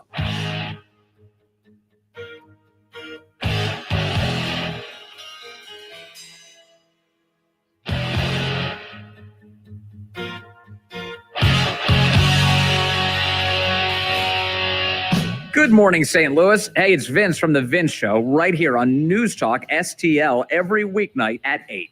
Right now, it's back to Mike Ferguson on 101.9 and 94.1 News Talk STL. All right, we're going to have election results for you throughout the morning here, and we have to be honest with ourselves. Let's not kid ourselves. Conservatives did not have a good election day here in the St. Louis metro area. There were some needed changes that were made, especially in the city. Oh, yeah. But let's not roll that into thinking this was a big conservative movement here. But it was an improvement, yes. Also, the president says we need to include some old school energy sources to power the country, and environmentalists are going to be mad at this. And I'm here for it. I'm good with it. Get out the popcorn. This is going to be fun. Also, today is a big day for the St. Louis Blues. I'll tell you why in just a moment. It is 6:50 right now. Let's do the news dump. The morning news dump. Are you joking? Is this a joke? Listen, folks, the morning news dump. Okay, we're going to go into a lot more depth on this at 7:05. Kirk Hilzinger from the St. Louis City Republicans is here, going to be with us in studio. St. Louis is about to have a new mayor, and this was not a close vote. Not even close. Kara Spencer won almost 2/3 of the vote in unseating Tashara Jones. Nice. Yeah. Mm-hmm. The race for city comptroller was much closer, but also resulted in voters making a change. 30-year incumbent Darlene Green was defeated by former alderperson and former state representative Donna Beringer in that race. So basically, voters at the executive level cleaned house, but they returned the aldermen and women back to their roles as well.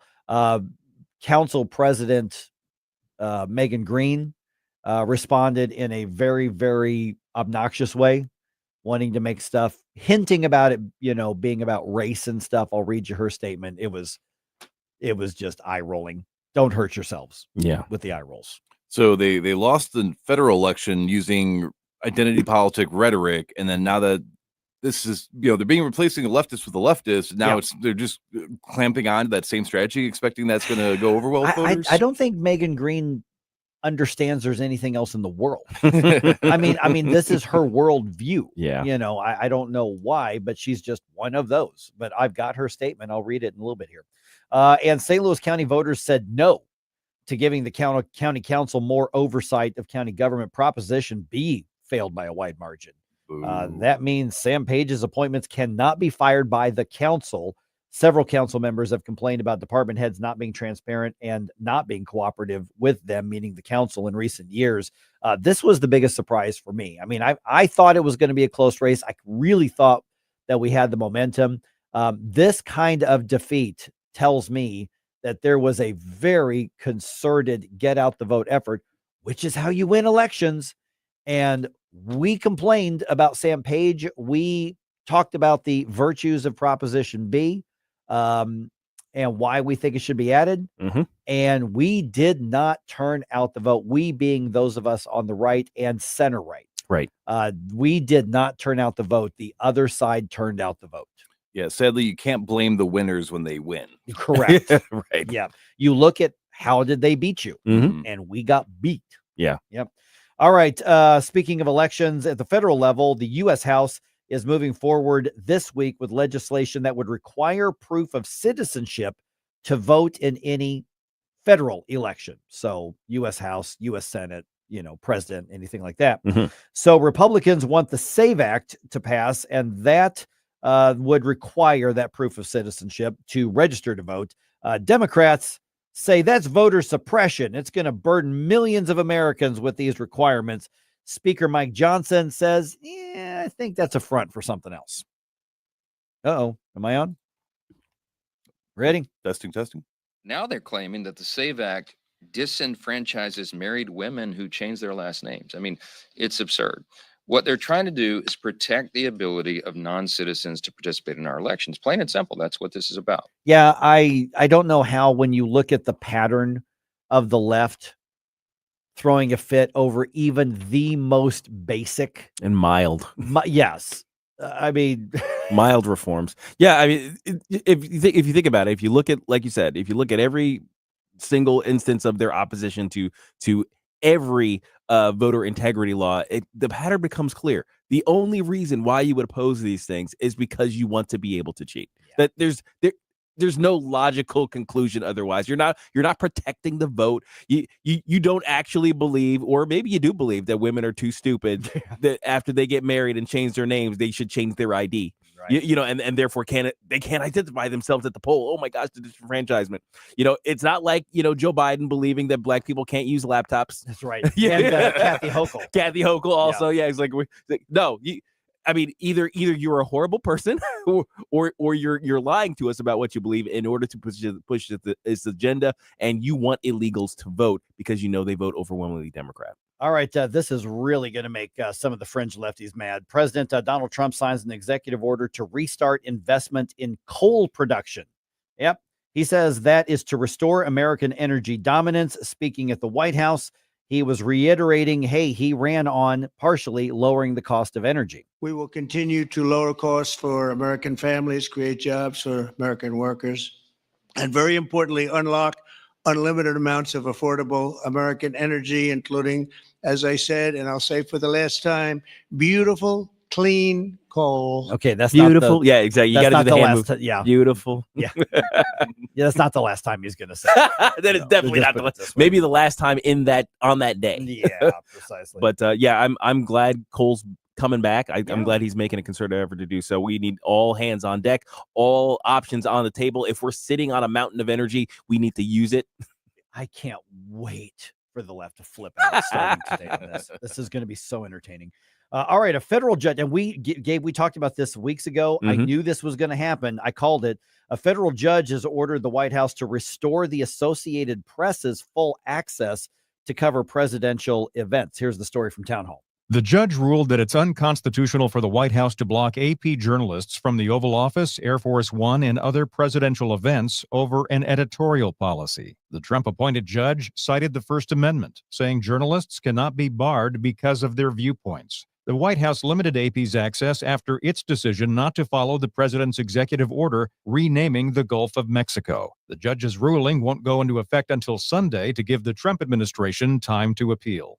Greg Clugston, the White House. We all knew that was going to happen. Yeah, we were figuring that was going to go to Supreme Court. I think now, even the president knew that he was going to lose this. Now, I do wonder though, because because it's not as though the AP was banned from the White House. They were limited on their access. There were some things they were not allowed to be at to cover. Right. So then, what is the extent of the White House's power to determine who gets to be on the plane?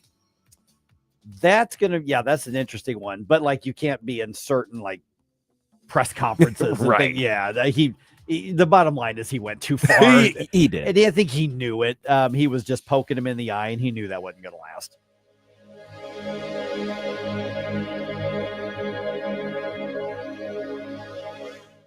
Michael's Flooring Outlet is sending out an SOS. We're expanding fast and need your help. We need a flooring warehouse expert pronto. We need a flooring scheduler just as fast. Join our growing team at Michael's Flooring Outlet with locations in St. Peter's, Darden Prairie, and Creve Coeur. Don't wait. Visit michaelsflooringoutlet.com and click on careers today.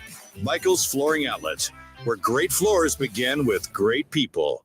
News Talk STL is proud to have Doug Voss of Safe Money Radio as part of our lineup each week. Doug has been a staple on the St. Louis radio airwaves for many years as one of the leading financial experts in the area. You can now hear Doug and Safe Money Radio 3 times every weekend on News Talk STL. But in case you miss anything, you can check it all out at DougVossSafeMoneyRadio.com. You could also reach Doug at 844-6766. That's 844-676-7233. Doug Voss is a registered representative. Securities offered through DHL Securities, LLLP. Member FINRA and SIPC.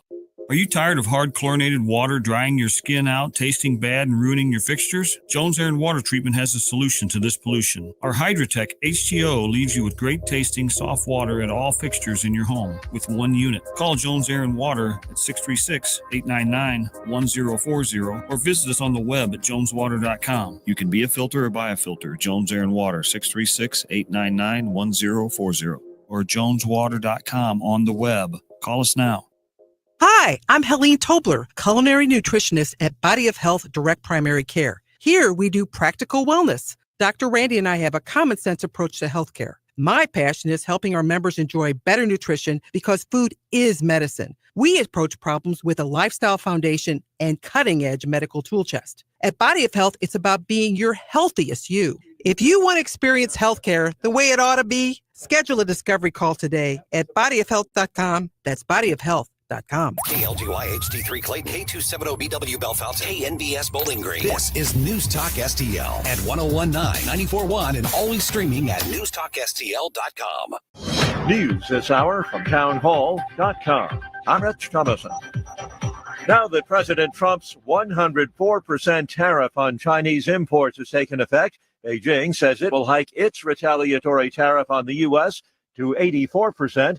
Effective tomorrow. Foreign Ministry spokesman Lin Jian said at a daily briefing that China would by no means accept the US tariff hikes and extreme pressure exerted on China. Lin repeated China's assertion that it would fight to the end against what is described as trade bullying by the US, but did not say whether it would add to the 34% tariffs earlier announced on US imports or apply other means. I'm Charles de Ledesma. President Trump, who says countries have been lining up to negotiate trade deals with the U.S., says China should get in line too, and he predicts that sooner or later it will. Overseas stock markets have taken a hit. Japan's Nikkei index tumbled 5%. The markets in Britain, France, and Germany down roughly 3% at the open. Leading GOP senator says there's reason for optimism on Capitol Hill. Not all the change may be comfortable, but Senator Marsha Blackburn says it should come as no surprise. President Trump has said that he was going to push forward quickly And indeed, we are. Blackburn says both the House and Senate are well on their way to accomplishing one of the president's top priorities, Making those tax cuts permanent. As for concerns about a devastating trade war, The president has over 50 countries that have already come to the table on tariffs. and Blackburn reminds the Salem Radio Network, DOJ has already trimmed some $140 billion of VAT from the federal budget. Bob Agnew reporting. The death toll in that nightclub roof collapse in the Dominican Republic has now risen to 113. On Wall Street, Dow futures down 674 points. The Nasdaq futures are off 235. More on these stories at townhall.com.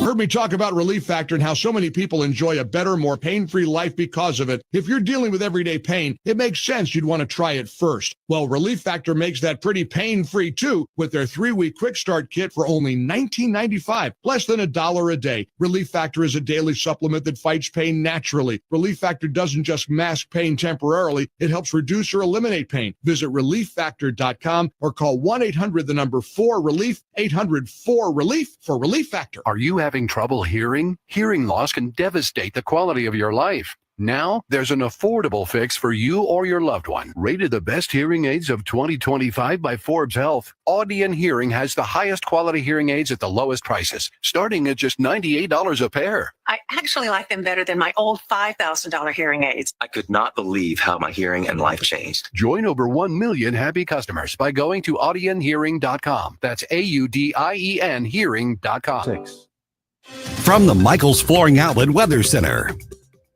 I'm meteorologist Leah Hill with your first alert forecast. Not as chilly this morning, with the temperatures quickly rising in the afternoon as we pull in those southerly winds. Watch for some spot showers by the mid-morning. That quickly clears, giving way to a dry afternoon, and we'll be enjoying temperatures near 68 degrees. Now, tomorrow brings another chance of some rain, but the good news is we are drying out for the weekend. And that's your first alert forecast. I'm meteorologist Leah Hill. This hour of News Talk STL is brought to you by Rodney and Jen Wallner and the entire Wallner home selling team at Berkshire Hathaway. Call them today at 314-810-SOLD. 314-810-SOLD. Are you tired of taxes? Then prepare for a knockout evening. Americans for Prosperity and News Talk STL proudly present Towards the Tax, an evening with Mayor Glenn Kane Jacobs. The WWE superstar who became mayor of Knox County, Tennessee, is coming to the St. Charles Funny Bone Wednesday, April 16th. Don't miss this unique opportunity to hear from a champion who's now out of the ring and fighting for taxpayers. Get your free tickets now at afpmissouri.com. That's afpmissouri.com. Hey, St. Louis, summer's on its way, and if your AC isn't ready, you could be in for a long, sweaty ride. This is Chris Arps, and before you crank up that air conditioner, you need to call my friends over at Elite Comfort Experts. Right now, they're offering an AC performance evaluation for just $79. Yeah, $79 get you a full system check from your hometown comfort experts. No gimmicks, just guarantees. Call Elite Comfort Experts at 636-887-0971. Tell them Chris Arps sent you, or visit EliteComfortExperts.com. Mike Ferguson. You play ball like a girl! Gabe Pfeiffer. I triple dog dare you! Get up! Get up! Can't you hear the alarm? Get up, St. Louis. So it's time to get out of bed. Pour yourself the greatest cup of Kofifi the world has ever seen. Rise up with one voice. Drain the swamp and take back our country. Today's the day we're going to do it, and it's time to do it right now, believe me. Mike Ferguson in the morning on News Talk STL. Get up! Get up! This is your cousin. All right, voters in the city decide to make a big change. Really, they voted to make two changes. So what does that mean from this point moving forward? I'm Mike Ferguson. We got Gabe here. We've got Jerome here. We've also got Kirk Hilzinger from the St. Louis City Republican Party. Some of the results from around the area last night. Let's see here. In St. Louis County, let's do the race for mayor in Frontenac. Pat Kilker won that race, defeating Kate Hatfield, and that was basically a 56 to 44% split in there. So Pat Kilker, the mayor of Frontenac, based on these elections here. All right. It is, what the heck time is it? 7:06 right now. Like I said, we got Kirk Hilzinger from the St. Louis City Republicans in here. So Kirk, I don't think any of us are surprised by the fact that Tashard Jones lost big. No, but I mean, I've never seen a Democrat give another Democrat that much abuse since they started setting each other's Teslas on fire. That's so true. So true. Now, here's what's interesting in the dynamics of there's two parts of this I think that are interesting is that this is the third part of the trifecta to fall. With you've got Kimberly Gardner, Cori Bush, now Tashard Jones. Yeah, I call it 75% of the St. Louis squad is gone, and in 2 years, Megan Green is up for election. Okay, because that's the fourth. Her response was, "I'm glad you mentioned her because I promised to read her statement on this because it's particularly obnoxious and it's part of the ideology I think that a lot of people are sick of, even on the left." But here's the other dynamic. There were no older people who lost their seats? No, and we kind of had to closet endorse Anthony Kirchner, and we did. He requested we not mention anything because it would be a problem for his campaign. But I think the bigger problem for his campaign was what Alfred Montgomery did mention on St. Louis Sheriff letterhead, and Andrew Bailey and I talked a little bit about that last night. Yeah, and Kirchner was the Ward 1. Ward 1, but he was also the St. Louis Sheriff's deputy, who literally had Montgomery like rolling the dice for his career. And it was that way because we covered that situation here. It was just a bizarre thing that was going on. Still bizarre with the sheriff's office. Well, right now, I know the sheriff's office is ducking a subpoena sent by Anthony. So that'll be interesting. Who serves the subpoena to the sheriff? that whole thing is a debacle. I don't know. He's hiding. Yeah. How does the sheriff hide from the subpoena when, in a lot of areas that you're the one who does the process? They literally have like one or two jobs in the St. Louis City Sheriff. It's not like a normal county sheriff. The city sheriff is a very different thing. But anyway, so we had basically the same legislature is going to be turning back to City Hall. What were voters saying to Tashard Jones and to her ilk? No, good. Yeah, I was going to say Gabe's got the next. Yeah, question. I got the next. Those are internal signals. Please ignore. No, they like I said, people all over like North City they hate Tashard Jones at this point. They are sick and tired of the garbage that's happening. And you were right in your segment. I mean, what am I paying my 1% earnings tax for? Because it's not police, it's not effective fire. It's no fault of their own. EMS, the roads are garbage. The trash can't be picked up by 3 years now. Our public schools are horrible at this point, and we got a 40% increase in our water bill to fix that. So, what's my money going to? Oh, but don't forget, there's that great trash service. Oh wait. Oh, okay. But hold on. There's the snow removal that they're all. Never mind. No. The roads well taken care of. Oh, never mind. Well, in the St. Louis City, we have the spring opener golf tournament where each street uses the whole potholes to have their own golf tournament. Okay, all right, that's cool. And beach balls are there. So I want to get your take on kind of the results of this election. Are you seeing any positive moves in terms of Republican engagement and things? Which way are you evaluating things are going right now? I'm seeing a lot more positive. When people accuse me of being a Republican, and they do, I say not only am I a Republican, I'm a MAGA Republican who nominated Donald Trump at our caucus and then went to the RNC to put him on the ballot. So I want Republicans in St. Louis City, stop being afraid. Don't let a bully you into being quiet. Be outspoken, go out, vote every election, because let's face it, the numbers of the people who voted yesterday were dismal. We need to get those numbers up, and we need to get Republican voters out to the polls and vote. So you admit it. You admit it. You're a Republican. Yes. You admit you are dyed in the wool. Busted. You are busted. Okay. We're here. We're freer. Get used to it. Literally wearing a sweatshirt right now that's bright red. No. Yes. No. Oh, It's- not only it says that, saves- St. Louis, yeah, St. Louis flips red. Yeah. Okay, so let me get your response to this here. So Megan Green put out this statement, and it's 4 short paragraphs, okay? But it's so freaking obnoxious. Of course. It says, congratulations to Mayor-elect Spencer and Comptroller-elect Beringer on tonight's victory.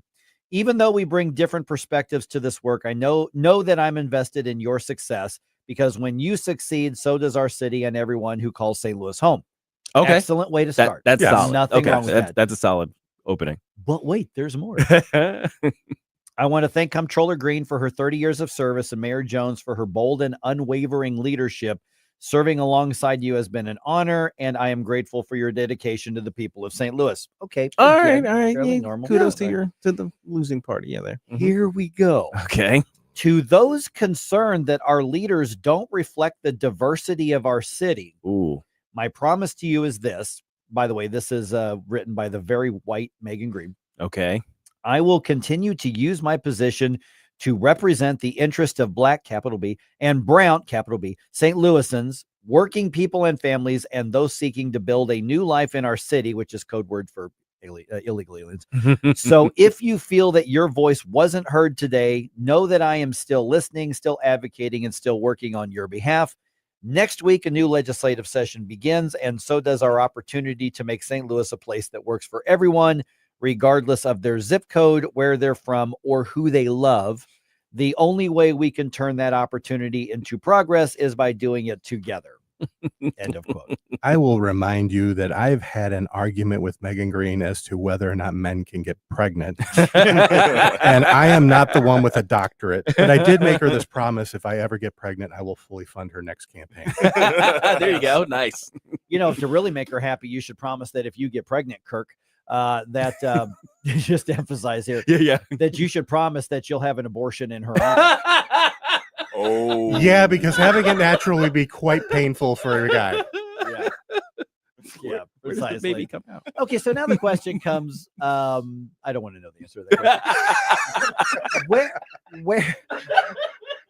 Where do we go from here? I mean, because you can't really say that. I mean, yes, Tashara Jones is out. You can't really say this is a movement in the conservative direction. It was 2 pretty far leftist, just the least bad of the 2. And I say that with somebody who's gotten along with Kara Spencer, for what little I've talked to her over the years.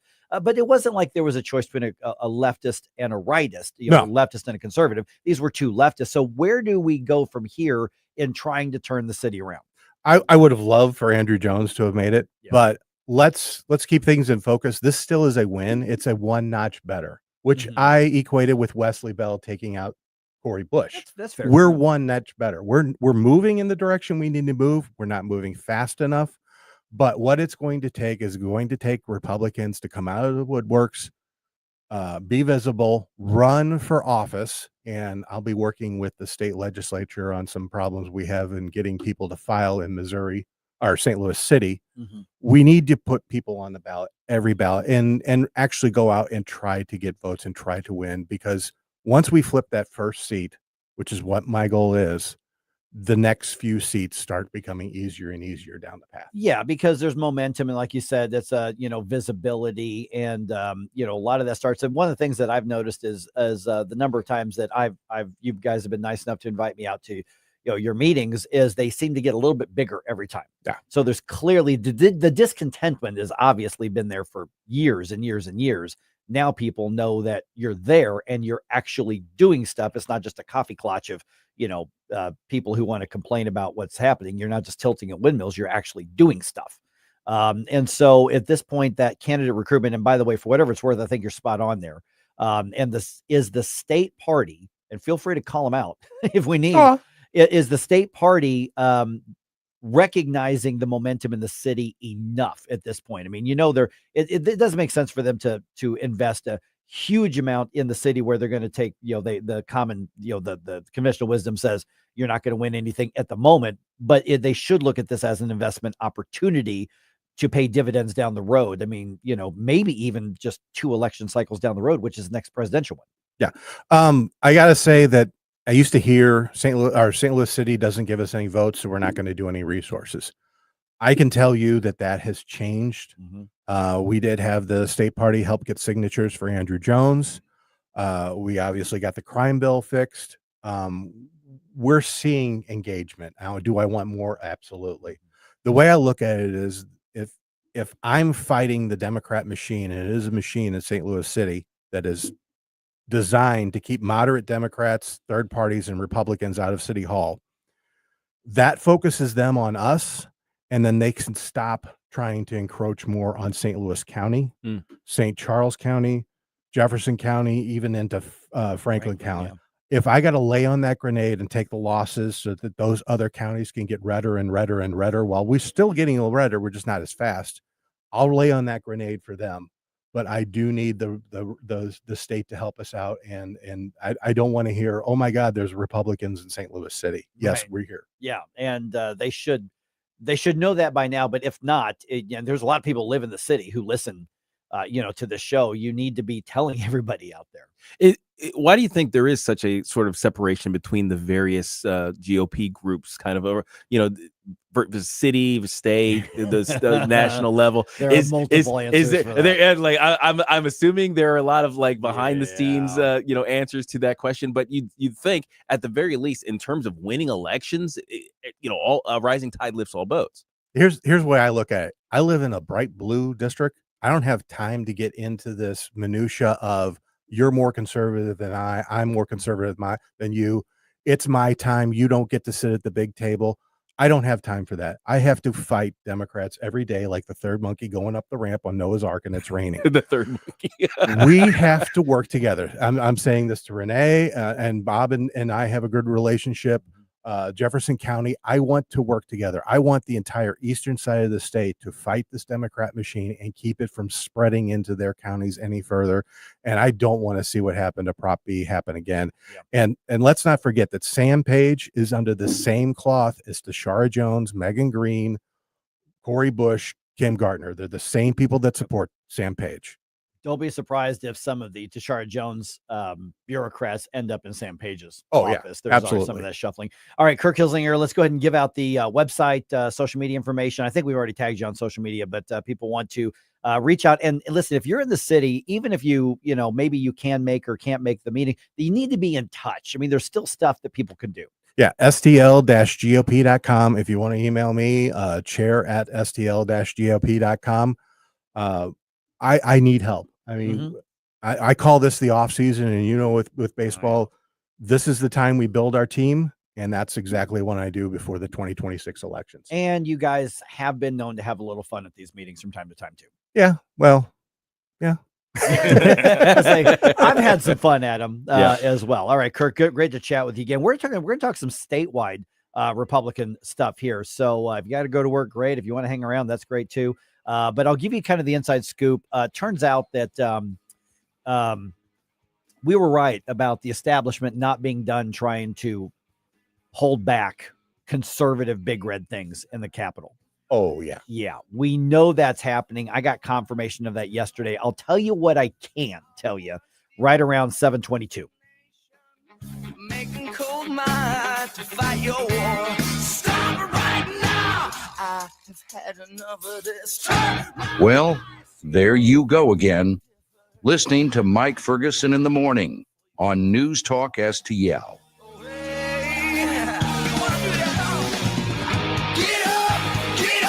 Can't you hear the alarm? Get up, this is your cousin. Get up, what are you waiting for? Get up, get up. The Vic Porcelli Show. We'll go over some of the election results and find out what Jane Pushkar has in her future. Jane Pushkar joins us Wednesday at 11:05. Weekday mornings at 9 on News Talk STL. Experience the true flavors of Mexico at Dos Primos, O'Fallon's premier Mexican restaurant. From sizzling fajitas to homemade caldo de pollo, every dish is crafted with the freshest ingredients and traditional recipes, all made fresh daily in our kitchen. Cool down with our famous margaritas or your favorite cerveza, while our friendly staff makes you feel like family. Dine in or carry out. Visit DosPrimosMexicanRestaurant.com or find us on North Main in O'Fallon. Looking for an underwater adventure or a scaly new friend? Dive into Tropical World Pets on Watson Road. For 32 years, this family-owned wonderland has been St. Louis's go-to destination for all things aquatic and reptilian. With over 7,000 square feet of aquariums, we're home to the area's largest selection of freshwater fish, including rare cichlids you won't find anywhere else. But that's not all. We've got tarantulas, snakes, and lizards galore. Tropical World Pets, 314-849-4020, or visit twpstl.com.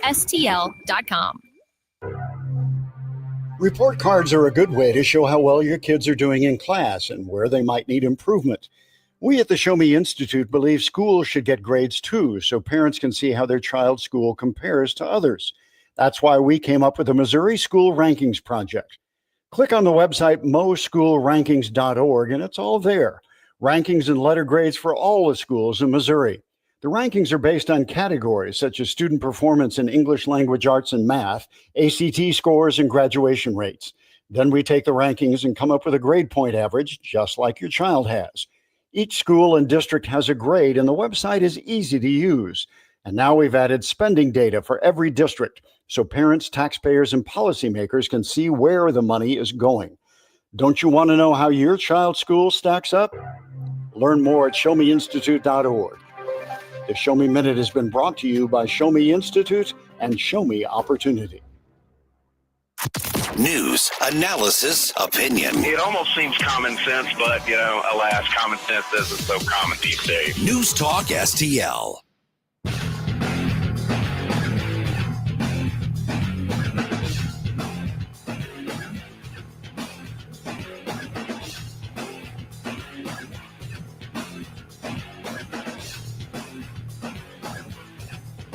Hey everyone, this is State Senator Nick Schroer. I am the host of Stand and Fight every Sunday night. Right now, let's hear more of Mike Ferguson in the Morning Show here on News Talk STL. All right, let's do another election result here. Then I want to give you some bad news. Now, there's possible good news, but also a little bit of bad news here. Okay, so when we look around at some of the election results, let me just pick one here. Let's go with let's see here. We talked about Chesterfield already with Dan Hurt winning that race for mayor there. Let's see here. How about, I got to learn to hit the refresh on the website here before I do anything here. And let's see here. Frontenac, we already talked about that one here as well. Let's go with, let's see here. No big changes in Maryland. Maryland Heights, Proposition T, which was that tax increase, that sales tax increase. Oh, yeah. Passed overwhelmingly. That was the internet tariff. Yeah, the internet tariff. It didn't pass there. All right, we've got Kirk Hilzinger in studio with us here. We have got upcoming 1 week from tonight is Torch the Tax event with Glenn Jacobs. Now, I will also tell you that as of yesterday, I got confirmation that we've added another guest appearance, another speaker at this. I'm not trying to play coy and do the stupid media. Well, I can't tell you. I actually can't. Literally can't. There are some viable reasons for that you will understand on Wednesday when you get there. You're like, that's why Mike couldn't. Because I'm telling you, if I told you who it was, you'd get even more fired up. In addition to Glenn Jacobs. So go to newstalkstl.com, or you can go to Americans for Prosperity Missouri's website.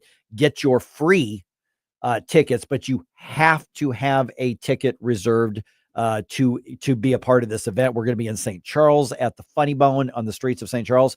Love to have you out there. Completely free event. I think there is going to be a cash bar if you want to get something on your own there, but it's free. Meet Kane, Glenn Jacobs, who is truly one of the up and coming, most exciting voices in the freedom movement that we've had in quite a while. Not because he used to be the world heavyweight champion, but because he's really got that fantastic perspective that's crossing generations right now. So this is going to be a lot of fun. Okay, so Kirk, I think you got the same intel that I got. Gabe, you and I last week were talking about, well, really over the last week or two, we started, and I think we were the first conservative media to start going, excuse me. Yeah. Missouri Republicans, you have talked a big game, and we had a lot of great movement in that first half of the legislative session. And I think we were the first ones to go, something's not right. Yeah. we're not. I'm seeing some stuff after almost 30 years of doing media stuff in Missouri. And uncovered other state legislatures in the past, a little bit of Illinois, some of Kansas, all that sort of thing. I'm seeing the pattern. I'm like, the clock's going to be a factor here. Things aren't moving the way they should if we were looking to actually finish. So, and it turns out, Kirk, you talked to the same person I talked to yesterday about this. And I got to be careful because a couple of things. One, there is a hearing on the Amendment 3 fix repeal and replacement bill happening today. This is the best of the options that's being heard today. Okay, so if that passes today, we can still kind of shove this through and pass the establishment. Maybe. Yeah. Here's what we learned. And Gabe, our spidey senses were correct. The establishment, including the Republican establishment, yes, is trying to tank this bill and save Amendment 3. Yeah, really. Wow. I'm not. I mean, let me say that again. You're not overstating it. The Republican establishment is trying to save Amendment 3. And it's not because they're necessarily super pro-abortion or anything like that. Follow the frickin' money. Yep. If you can find it. Yes. If you can find the money, follow it, because it's going through lobbyists and PACs and campaign threats and things like that.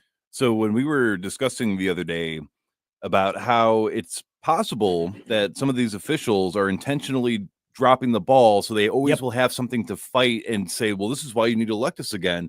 You are, just to be clear, you're saying that is very well possibly the case right now. It's part of it. I think that's part absolutely. of it. Yeah, that is part of it. Wow. Yes, that is part of it. And on top of it, is lobbyists for the cause are also handing out money like and I'll go ahead and name just a name. throwing here. it out, right? Let me name a name. Okay. I mean, or at least an organization. An organization. The very, very powerful, influential lobbyists, because of all the money that they've got to spend and threaten people with. It's the lobbyist for Washington University here in St. Louis. Yes. Yep. That is working overtime to preserve Amendment 3. And you're saying, well, why would Washington University? Okay, Washington University stands to make a crap ton of money. In addition to them being an extremist far left, ideologue haven, poison Ivy League wannabe kind of school, between the gender mutilation stuff and the abortions that their medical facilities would be selling. They stand to make a lot of money in addition to the ideological side of it. But we've got a lot of conservatives in the legislature who are right now on the verge of not delivering some of the key Republican big red promises. This is why we have 4 organizations that are grading the votes of people in office. And this is precisely why you had a fight for the speakership between somebody who got a D and somebody who got an A. Yes. The speaker is part of the problem. Yes, absolutely. And I can say that without, compromising the information that I got from the Capitol. The speaker's part of the problem. Yeah. So basically, and Nick Schroer told us about this a little bit. I think it was Rick Schroer. Rick Brad. I think it was Rick Schroer. And he gave us a heads up, is that the language of the bill that would repeal most of it and replace it, is the Amendment 3 replacement going to be as good as what we had before in the Constitution? No. But it's going to be the best we can do. Right. And the state representative from Southwest Missouri, who wanted to be kind of the face and the carrier of this, and it was a female, which provides optical advantages. You need that. Somebody got to her and scared her off. No way. Yes. She's running for the state Senate, trying to replace a term limited senator named Lincoln Huff. Right. So that tells you part of the problem here. Man, so the Republican, remember, the Democrats can't do a damn thing. Yeah, no, this is all an internal finding. All issue. Republicans. So the conservatives, who outnumber the leftist, or not leftist. Let me be fair. Yeah, be fair. Who outnumber the establishment types. Okay, we'll go with that. But the establishment types ended up in the leadership. Yes. And I've never understood it. We've had many insiders try to explain it to us, and it still doesn't make any dang sense to me. Well, and the insiders you only knew. And then there's more to and it, the I'm sure. insiders get mad at us for calling it out and exposing it. Right. Like literally like we're in the 80s and we're exposing the kayfabe of Glenn and the rest. I mean, but this is the way that it is. I mean, Justin Sparks didn't win because it's not his turn. Right. Yeah, that's what I heard all the time, especially around the convention. Right. So, Kirk, appreciate you sticking around here for another segment, but this is one of the biggest, if not the biggest thing we were promised. And the lawmakers who are trying to do the right thing are being hampered by exactly what we've seen year after year after year. Big promises from Republicans, shenanigans happening that they don't want conservative media to expose. I'm going to do it anyway. And then say at the very end, oh, gosh darn it, the clock ran out. Oh, guys. We just couldn't do it. We tried. Elect us again because we'll try again. Remember, Amendment 3 was the number one priority of the state legislature going in today. That's what they year, said. It was IP reform. Yes. Is it getting done? No. And they're not going to try IP reform this year. Yeah, of course. I actually kind of buy the argument saying, let's fix Amendment 3, then do IP so we can stop. I guess. I think that's a defensible argument. Sure. So I'm going to, but with the Amendment 3 repeal and replace, it is, I wish I will be able to tell more later, but this hearing today is a big deal on that because they pulled the good bill back. And they're trying to shove it down the establishment's throat. I can't wait till I can say the rest of it. Yeah. Let's put it that way. And if the Republicans don't get this done, they should take some losses in the next election. Oh, yes. I'm sorry to say that in front of the GOP chair for the city, but around the state. I can't take a loss because I have nothing. Yeah, there you go. If we could primary some people, that'd be nice. Yes. Primary and an organization I'm affiliated with is one that is trying to raise money to primary. Go ahead and say it. The Missouri 82 Alliance. There you go. Missouri 82 Alliance. All Yep. right. All right, Kirk, appreciate you coming in. Sorry, I kind of went off on that one. Thanks, Kirk. All right.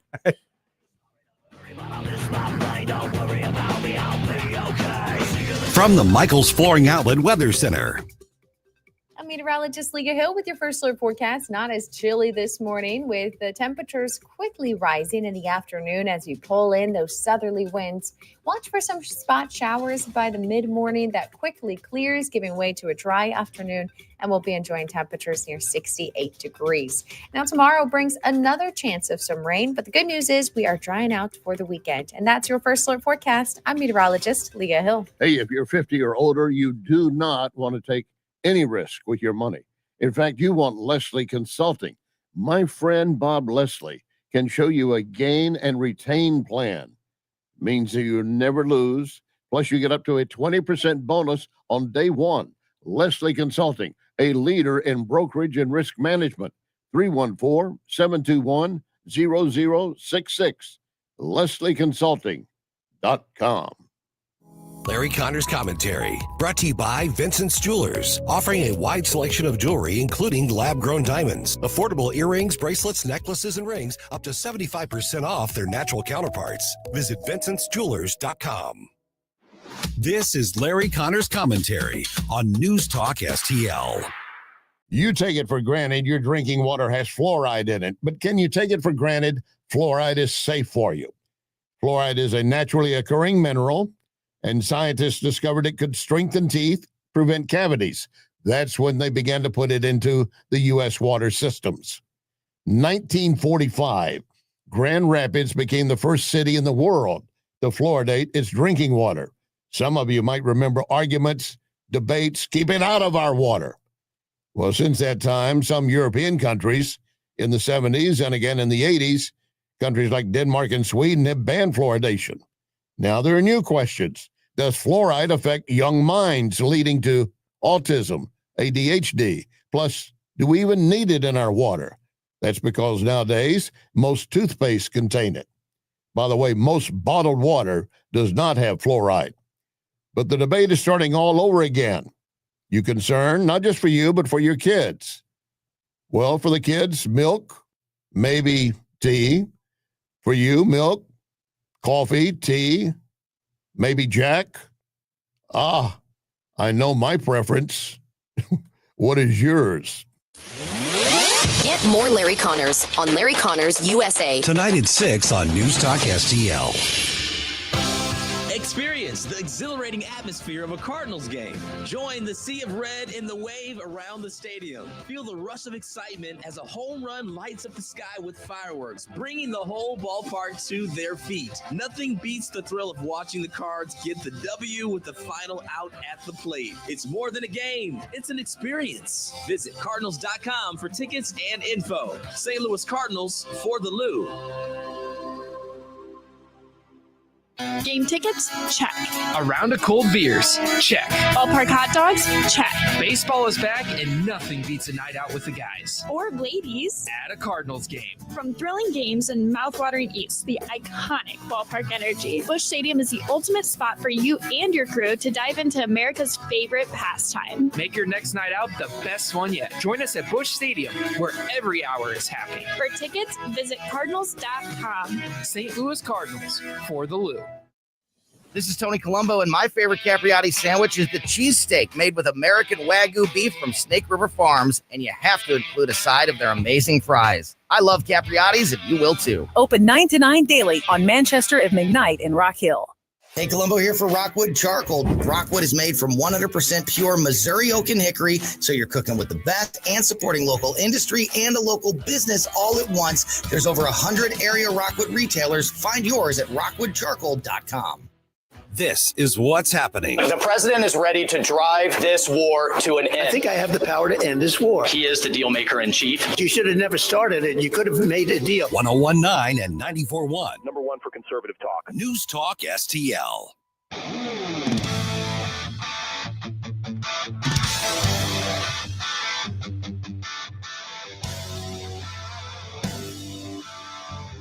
Good morning, St. Louis. Hey, it's Vince from The Vince Show right here on News Talk STL every weeknight at 8.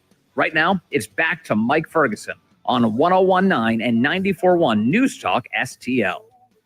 All right. The April elections obviously technically are not partisan, but let's get real.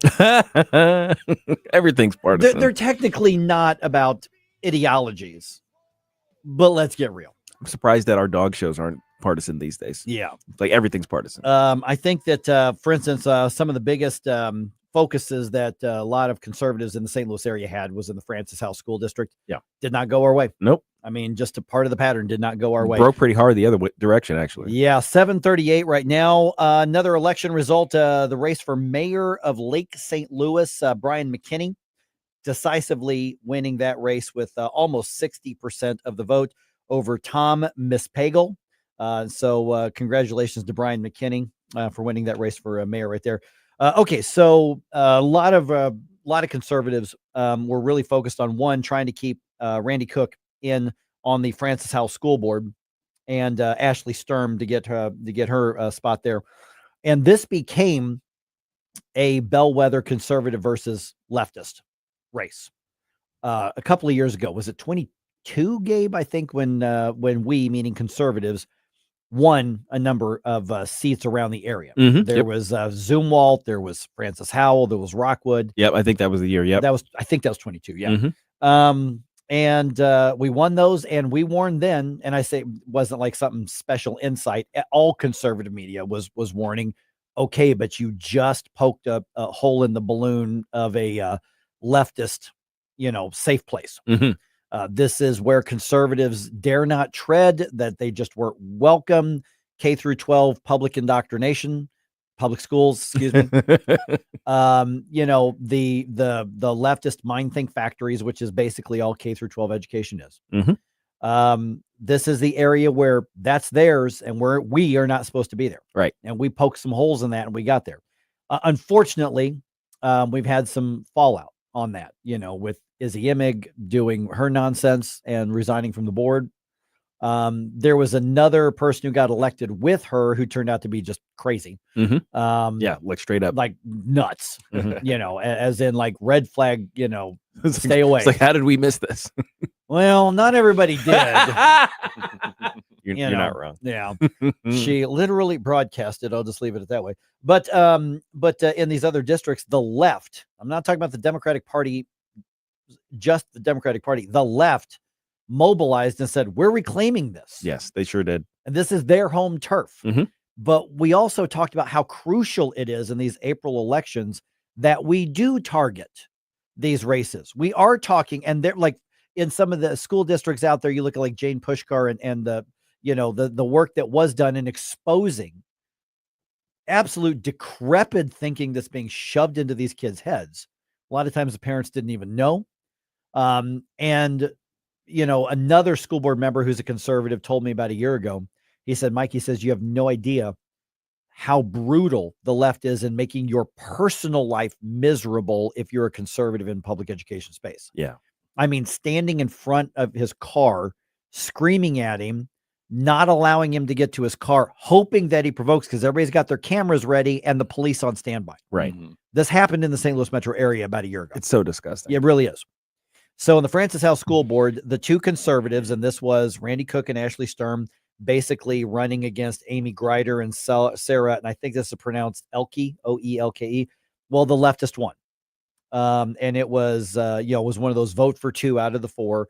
And the leftist won with about, 5% margin. So not a landslide, but a pretty healthy margin. The left said, we're reclaiming these seats, and they did. So we have to look at between that and Proposition B. You have to look, and with every basic tax increase passing throughout the area, this was not a good day for conservatives. So what do? We can lick our wounds and feel sorry for ourselves, or we can say, okay, something happened over the last year that voters went the other way. Because after the November elections, I think a lot of people just said, man, look at the momentum we've got. We're going to roll over the top. And we don't always look at the local elections as part of that, but it looks like it kind of is. Yeah. Yeah. I think there was a chance that 2022 could have been basically the conservative D-Day invasion of the school systems. That could have been, we establish a beachhead. We get through that initial barrage, and we establish a place where we could send more. We can get more people involved. We can get more conservatives in place, and we can continue to push and retake some of that territory.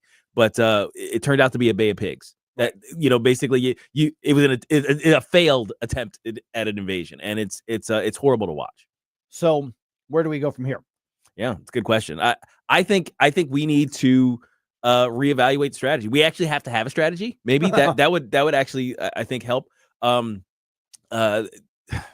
of course, I know I'm asking a lot, but it would be nice if the Republicans in power set aside their personal beefs, their little kingdoms that they've established, or their addictions to the various interest groups, and actually put the country ahead of them, ahead of all of that garbage, and actually work together. It'd be nice. It'd be nice if that happened. Now, I don't know how representative this is because it's just social media comments, and anything can go in a different direction. And so I'm not claiming that this was part of the reason, but I thought it was an interesting reaction. How many people, when I'm looking at the news story posted on, Facebook and X, Twitter, and some of the others, there was a little bit of a pattern where somebody referenced this as a victory in pushing back against MAGA. Okay, well, these are not partisan races. These are not Republican or Democrat. This has nothing to do with Donald Trump or the federal government. Nothing to do with Congress. But to the left, everything's a culture war. Yes. The right, we know what's a culture war and what's just political and policy disagreement. Right. Not everything is a culture war, but the left is making everything a culture war. Donald Trump doesn't have anything to do with your local school district. No. The presidency didn't. Joe Biden didn't have, other than calling the DOJ out to try to intimidate people who spoke up. But there shouldn't be. There's a reason we have those different layers of government: federal, state, local. But to a lot of people, it's all one and the same. And there are people on the right who look at it all as one and the same as well. Sure. So that's the reality of the way a lot of people think. So how do we harness it or get around it or whatever the case is? I mean, you hit the nail on the head. The left is trying to make every single aspect of everything a culture war. So it sounds like the only real option we have if we want to win and have victories is to start engaging on their terms and engaging in the culture war. If they want to bring a war, then let's fight the war. That's where I'm at. Well, and the thing is, what's funny is that actually brought us some of those victories that we've had. Is when the right finally did actually engage the left in the areas of culture war that they decided to pick the fights with us. It's like, they staked their flag in that trans thing. Yeah, they picked that culture war. They war. picked that culture war. And the minute we said, wait a minute, why are you coming after our kids? Then it became something that I think united a lot of people. Yeah. Now, of course, the right is going to be lazy and kind of live on that, attempt to live on it, and ignore other things that could be areas of inroads that we could make with middle of the road voters, and we're going to continue to lose these fights if we keep doing it so as stupidly as we've been. Amy just said on Rumble a second ago, the teachers unions use private Facebook chat rooms to rally their troops. That's true too. Scare, and she uses air quotes here, educate their members and also use them to campaign aggressively. Absolutely. I honestly, I was thinking about this driving in this morning. I really think in the St. Louis metro area, unions had a big day. Yeah. Yes. I mean, I really think that the unions had a lot to do with Proposition B failing. But they did a more direct get out the vote. They didn't take to the airwaves the way that, we did here in the conservative. I also want to point out, and I don't want to call out, I mean, I'm sure Randy Cook and Ashley Sturm and those in the other districts, Fort Zumwalt, I'm sure they ran very hard campaigns and did their mailers and all that sort of stuff. We didn't hear from any of y'all here. Right. 2022, we heard from a lot of y'all. We gave you as much time as we could. And I'm not saying we're the difference maker, but when you engaged over the air with us and with other conservative media, you won because the conservative voters knew you were there. Right. I didn't hear squat from you this time around. I didn't hear squat from a lot of people. Yeah. So you'll have plenty of time to think about that when you're not doing school board meetings. Get what you pay for, I guess. Yeah, pretty much. All right. Let's do a sciencey thing. Yes.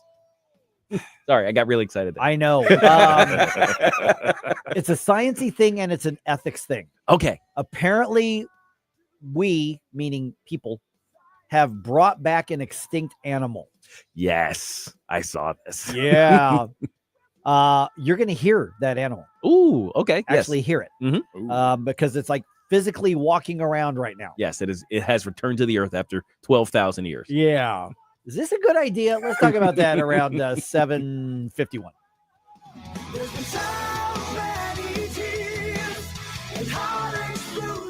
Basement with a Y. That's basement E. It's basement T. Basement E? It's basement T. Oh, basement T. Basement T. I get it. That's the basement waterproofing and foundation repair experts at Woods Basement Systems. Right. The All Things Basement Tea experts at Woods Basement Systems will provide you a free estimate and dry up that wet basement and fix that cracked foundation. Call 800-388-9326 or go online to woodsbasementsystems.com. That's woodsbasementsystems.com.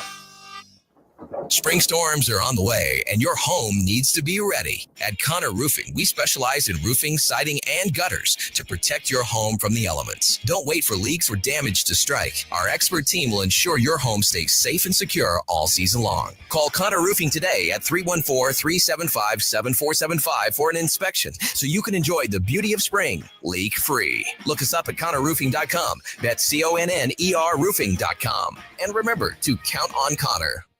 Tim Jones here with Eric from Newstetter's Fine Jewelers. Eric, we often talk about the Newstetter's difference that folks feel right when they walk into the front door of the store. Newstetter's Fine Jewelry is truly where honesty and integrity meet. We're all about quality at a fair price. Our goal is to guarantee that the gift you give will be loved for a lifetime. Come in and meet our professional staff that will put your needs above all else. Experience that fantastic Newstetter's difference today at wowdiamonds.com. Newstetter's Fine Jewelers, wowdiamonds.com.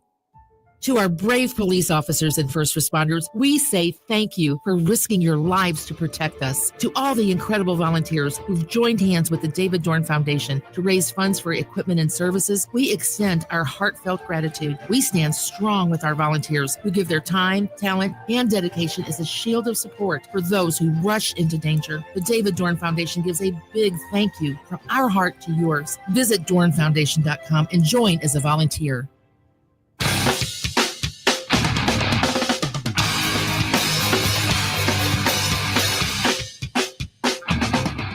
Love the music you hear on the morning show? Check out Mike's morning music playlist at newstalkstl.com. All right, Jerome, can you pop me up real quick here? All right, let's just start with this sound right here, okay? Here we go. We don't have the technology. Okay, so I'll just start right there. Do you know what that was? I do. That was a dire wolf pup. Mm-hmm. Little guy. You're like, what's a dire wolf? Well, uh-huh. let's talk about this. Yes. It is 7:51 right now. So science reigns. Scientists are saying that they've brought back the dire wolf, which went extinct a long time ago. About 12,000, I think. 12,000 years ago. And so apparently they've done genetic editing, genetic modification. Like they've really written the DNA for this animal.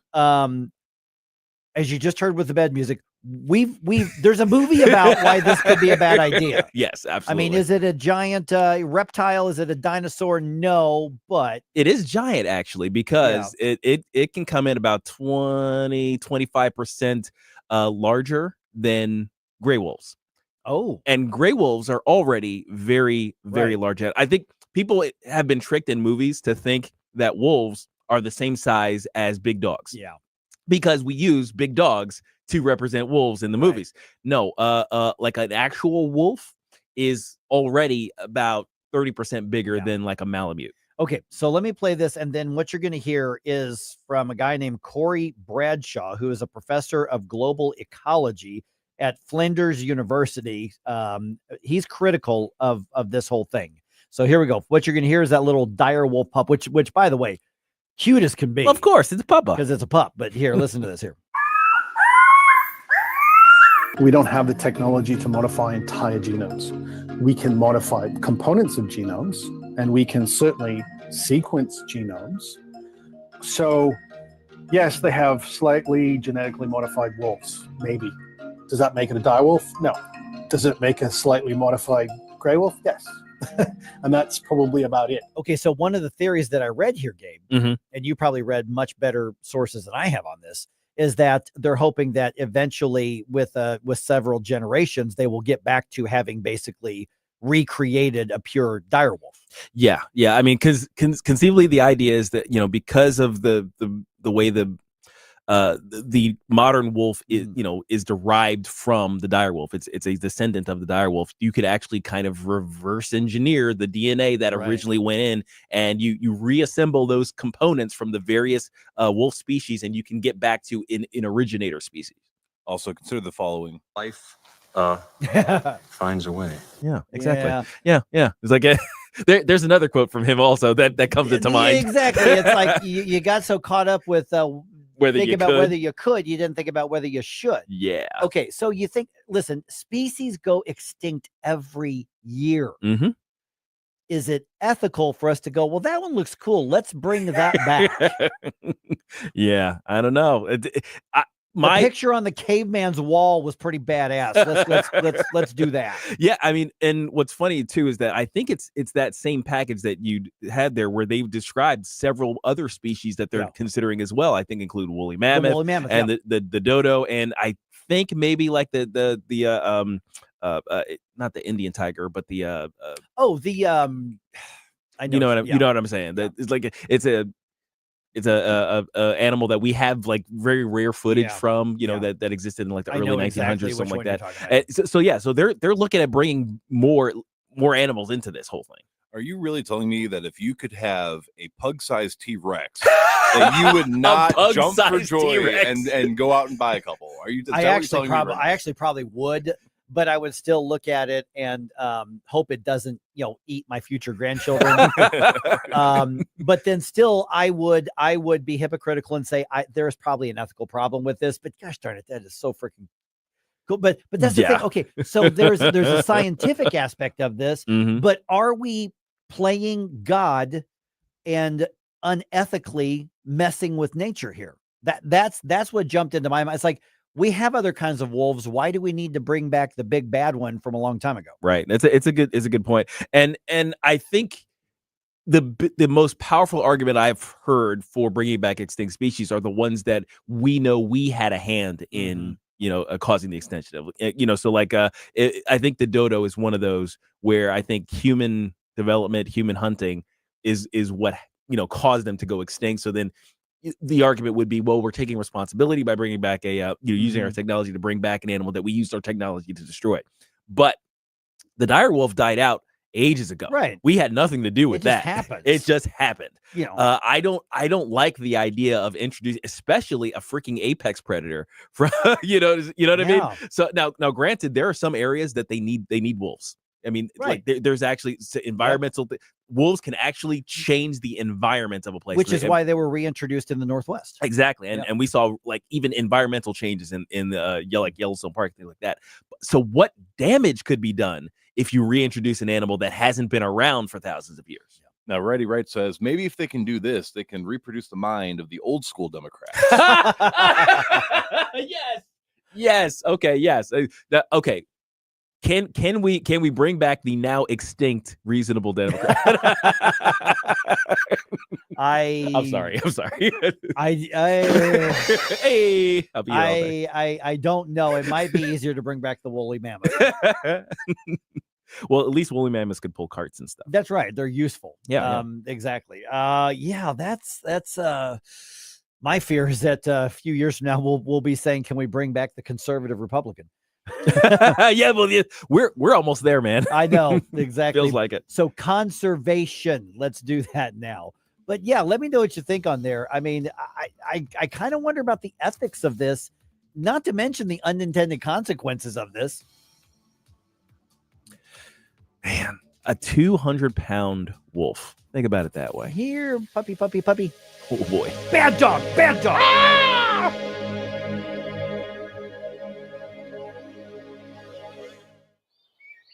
At Complete Forestry Mulching, we're not just clearing land, we're creating possibilities. Brian Akers, owner and longtime supporter of Newstalk STL, and our team helps property owners reclaim their land by eliminating invasive species and unwanted brush. Whether you're creating hunting paths, expandable usable space, or establishing clear property lines, we'll transform challenging terrain into pristine landscapes. Our state-of-the-art equipment doesn't just clear, it creates a protective layer of natural mulch, preventing erosion and keeping your soil healthy for years to come.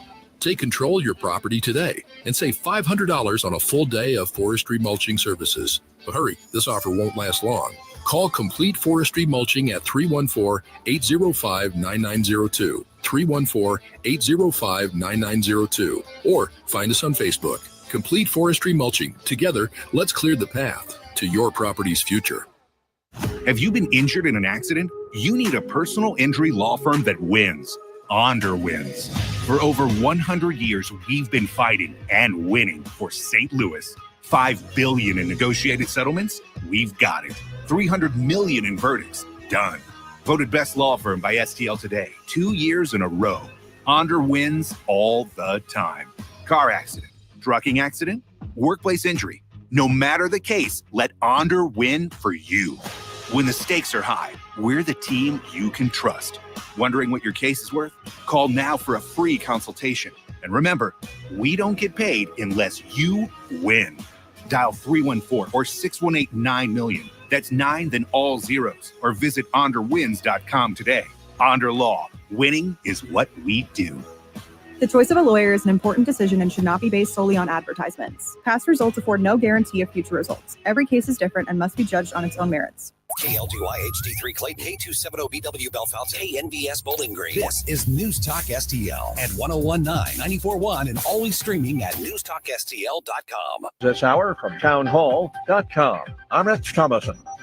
Stock futures pointing to a lower open this morning on Wall Street after China announced a hike in retaliatory tariffs against the U.S.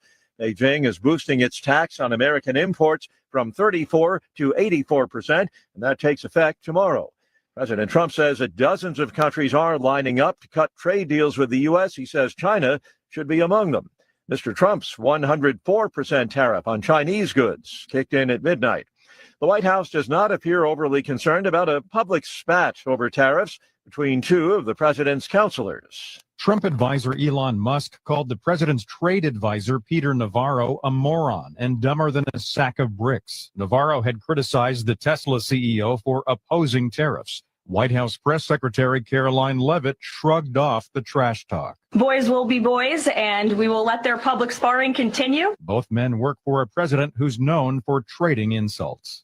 Greg Clugston, the White House. Following days of torrential rains that unleashed flash flooding across parts of the South and the Midwest, residents are anxious to return to their flooded homes to see what, if anything, they can salvage. Residents in Tennessee wade through water with whatever they can carry from their homes. One of many locations in the South flooded from heavy rains and overflowing rivers. Dyersburg resident Kathy Ditto says she's hoping her home is safe. I got 2 dogs in there, not leaving without them.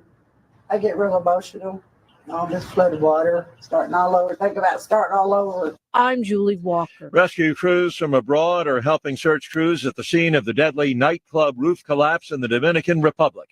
At least 113 people killed, more than 255 injured. On Wall Street, Dow futures down 670 points. NASDAQ futures off 168. More on these stories at townhall.com. Progressive, renters can save on protection for the things that make your place yours, even things that don't make sense to everyone. People always wonder why I don't get rid of my guitar since I never play. But it's like, what if I actually end up taking lessons? Sure, I've had it for 8 years, but if I get rid of it, then what will my New Year's resolution be next January? Exactly. So bundle your renters and auto and save with Progressive and protect the things that make sense to you. Progressive Casualty Insurance Company and affiliates and other insurers not available in all states or situations covered subject to policy terms and conditions. Are you having trouble hearing? Hearing loss can devastate the quality of your life. Now, there's an affordable fix for you or your loved one. Rated the best hearing aids of 2025 by Forbes Health, Audion Hearing has the highest quality hearing aids at the lowest prices, starting at just $98 a pair. I actually like them better than my old $5,000 hearing aids. I could not believe how my hearing and life changed. Join over 1 million happy customers by going to audionhearing.com. That's AUDIEN hearing.com. From the Michaels Flooring Outlet Weather Center. I'm meteorologist Leah Hill with your first alert forecast. Not as chilly this morning, with the temperatures quickly rising in the afternoon as you pull in those southerly winds. Watch for some spot showers by the mid-morning that quickly clears, giving way to a dry afternoon, and we'll be enjoying temperatures near 68 degrees. Now tomorrow brings another chance of some rain, but the good news is we are drying out for the weekend. And that's your first alert forecast. I'm meteorologist Leah Hill. This hour of News Talk STL is brought to you by Stifel, serving investors for over 130 years. Contact your Stifel financial advisor at stifel.com. That's STIFEL.com. Craving the freshest in town? Anthony's Produce is your daily destination for nature's finest. Start your day with warm, fresh baked Fazio's bread delivered daily. Browse our rainbow of quality fruits and vegetables, always fresh, always delicious. Hosting an event? Let us create stunning fruit bouquets and veggie trays, or treat someone special to our chocolate-covered strawberries. We proudly stock hundreds of locally made products, and yes, we even have seasoned firewood. Anthony's Produce opens 7 days a week, 7 a.m. till 5 p.m. at 701 Jungerman Road or anthonysproduce.com. Hey, Colombo here for Intervine, a great local company that has customers all across the country due to the quality of their products. Intervine has the best flashlights, lanterns, headlamps, and even batteries, including the new Monster 2000 Lumen waterproof lantern and the Sentinel 2000 self-defense flashlight. Our home and vehicles are full of great Intervine products, and right now you can shop their website and get 25% off your entire purchase just by using my name, Tony, as your promo code. That's promo code Tony at Intervine.com. Mike Ferguson. This is the kind of adventure I usually have to force upon us, and here it is, falling into our laps. Gabe Pfeiffer. They're buying it. up, St. Louis? Watch a couple squats, son. Mike Ferguson in the morning on News Talk STL. Get up! Get up! This is your cousin God. All right, let's not kid ourselves. Conservatives did not have a good election day this time. Okay, so I've got the news dump for you here in just a moment, going through a couple of big results. I think then let's dive back into it, say about 8:35. Yeah. Because the results around the area are interesting, but I'm trying to look at the bigger picture. What's interesting is usually on these April elections, and obviously we've been covering these for a long time. Gabe and I came from another radio station. This is the fourth April elections that we've had here at News Talk STL. And usually what we do is like, this person won mayor, this person won that, boy, this proposition won, and then we move on and talk about a bunch of other stuff. Anyway, it's different this time. And it's not even just about what happened yesterday. It's about where does this go from here? Because I think that if we're truly honest with ourselves, the left had a good day. The right did not, even though these are nonpartisan races. Is the world ending? No. But we saw that when our opponents really, really get fired up and want to get out the vote and get organized, they can do it. And they just beat us. Yep, sure did. I mean, we just have to be honest about it. All right. Also, the president says we need to include some old school energy sources to power the country. And today's a really big day for the Blues. I'll explain why. It's 8:06. Let's do the news dump. Wake up, America. It all worked out. They got all the news. The morning news dump.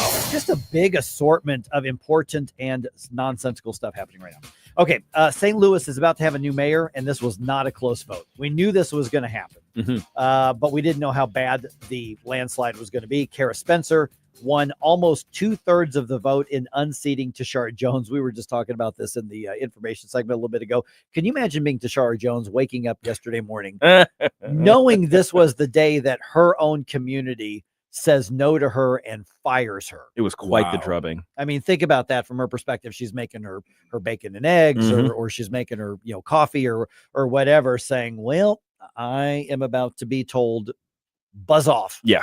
By the city in which I'm the leader. And the North City in particular, where they hate her with a passion. See, I feel like she was sitting there like, what do you mean they don't love me? Clearly, this is all just a racist play against me. There are some people who've tried to play that card. Oh, yeah. Yes. Yeah. Because in addition to that race, the race for city comptroller, it was much closer, but it also resulted in voters making a change. 30-year incumbent Darlene Green. Which is wild. Yeah. 30 years. 30 years. She was appointed in 95, I believe.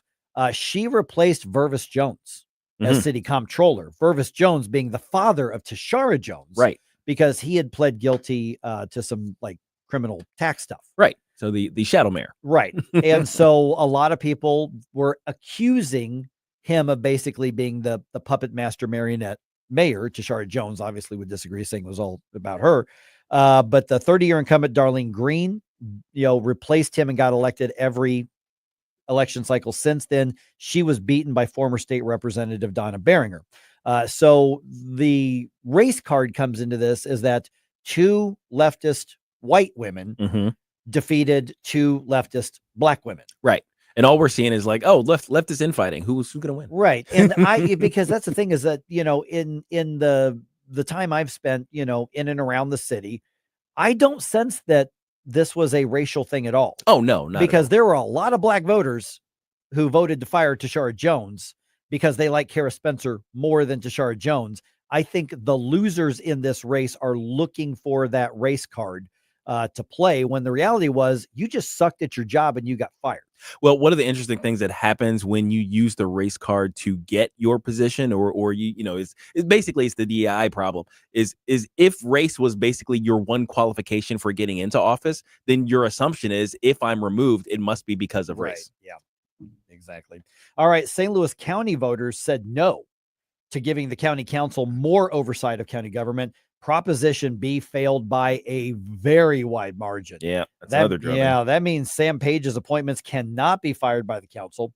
Several council members have complained about department heads not being transparent with them and not cooperating with them in recent years, because the council, remember, still sets the ordinances of the county government and still sets the budgets. And essentially this ended up being a referendum on Sam Page because of his abuse of office. And he won big. Let's not kid ourselves. This is the first big win that he has had since his election. Yeah, I mean, a lot of the referendum that went against him, he's lost kind of big. You know, basically the county kind of putting a kibosh on his tyrannical designs. But in this case, somehow, and I'm putting it entirely on the union effort here. They managed to turn out a really big win for him. They did. So, I mean, there was a lot that was made of Sam Page spending taxpayer money to send it. He spent like $5,000 that we know of. Maybe there's more of taxpayer money to campaign against Prop B. He should be held accountable for that. He knowingly broke the law. That did not make the difference. If it was $15,000 or whatever, it wouldn't have turned the election this hard. No, this wasn't a narrow one at all. So that means that when you go into the next election cycle, look at where the momentum is. We kick and beat up Sam Page all the time. He deserves it. Yes. But at some point, do voters go, stop kicking the puppy? We've had enough. I know that it growled and bit people and pooped on the floor, but there's only so much we can take. So do we need to adjust how we address this? But Sam Page does so much that's just evil and terrible and incompetent and illegal that we have to keep the heat on him. But we also need to say, okay, what went wrong? We got out campaigned, we got out organized, and we got outvoted. That's the bottom line. And I know I'm supposed to find a way to spin it because I do political talk. But the reality is, the truth is, we got our asses kicked. Yeah. When you take the L, you got to evaluate it. Yeah. And be honest and point out that you took the L. Here, hold this. Yeah. All right. Speaking of elections, U.S. House is going to be possibly moving forward this week with legislation that requires proof of citizenship to vote in a federal election. That is the SAVE Act. And among things that would require that proof, Democrats are complaining, saying, the bill's redundant. It's already illegal to vote if you're not a citizen. We don't need this. It's going to suppress voters. And they say it's going to burden millions of Americans with these requirements. House Speaker Mike Johnson says, you know what? That sounds like you're covering for something else. Now they're claiming that the SAVE Act disenfranchises married women who change their last names. I mean, it's absurd.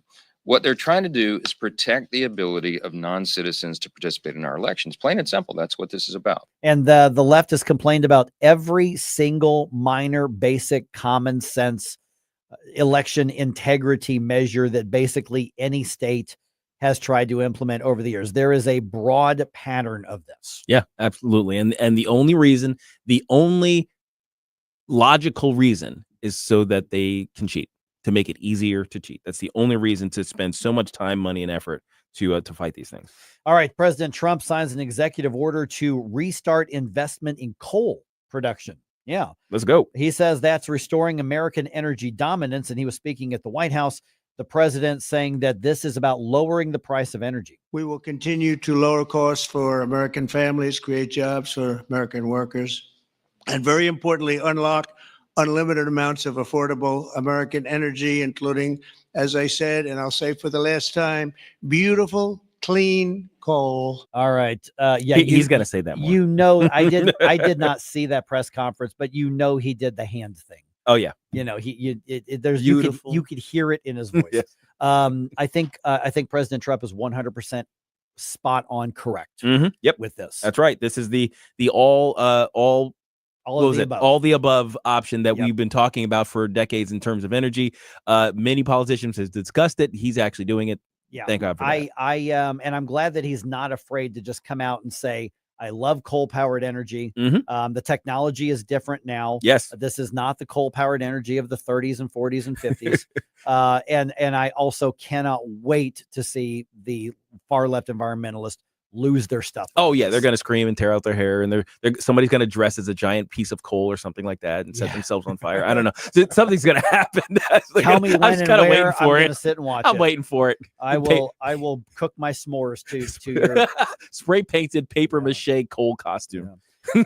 Oh goodness. All right, we got some drama at the White House though. It's not all roses there. All right. White House Press Secretary Caroline Leavitt weighing in because she was asked about this by reporters on the infighting over things like trade and tariffs within the Trump administration, specifically the public sparring between Elon Musk and presidential trade advisor Peter Navarro. Here's what Levitt had to say. These are obviously two individuals who have very different views on trade and on tariffs.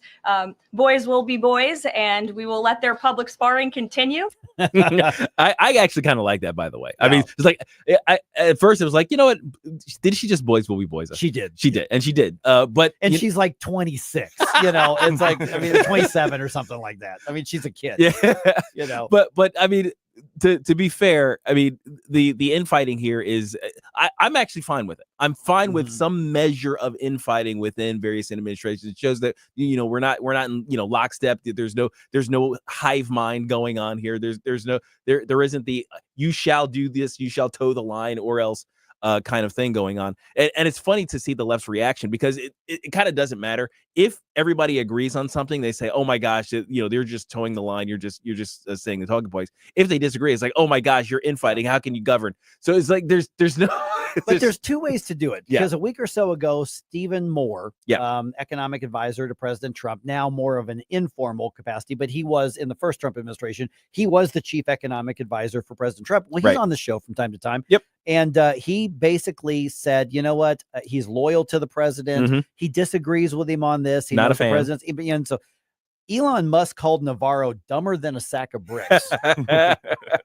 Now here's the thing, and to be fair to Musk here, Navarro said something demonstrably false about Tesla on air, and he Elon took umbrage. We'll say at the assertion, because Navarro said that it called out Tesla for relying on foreign parts. Right. That's just reality of manufacturing of auto right now. Well, that's just what Navarro said was economically illiterate. Musk is right. Well, and it's not only that, but Teslas are, I mean, if you count the number of components that they have that are made in America, it is literally I think all the models among the top most American cars in America. So him saying, oh, he just assembles foreign parts, that I would look, if Tesla was my company and I made a concerted effort to make my car as much as possible in America, and I got accolades for it, and then you want to call me just an assembler of foreign parts, I might call you some names too. Yeah, exactly. All right, real quick here, the Cardinals get the win on Tuesday, beating the Pirates 5-3. They do the deciding game, rubber match game of that series today. First pitch 11:35 our time. That's on FanDuel. All right, the Blues try to hold on to the top spot in the wild card race tonight. Man, this is exciting with hockey, man. We haven't seen this kind of excitement since 2019. They are on the road to play the Oilers. This is the NHL's late game tonight, 9 p.m. start. Okay, so here's what's going on. Minnesota at home playing tonight as well, taking on the Sharks. So the Blues are 2 points ahead of the Wild right now. St. Louis has 3 games left in the season. The Wild have 4 games left. So us Blues fans, we really need the Wild to lose at least 2 games. In order to have a clean wild card victory for the regular season.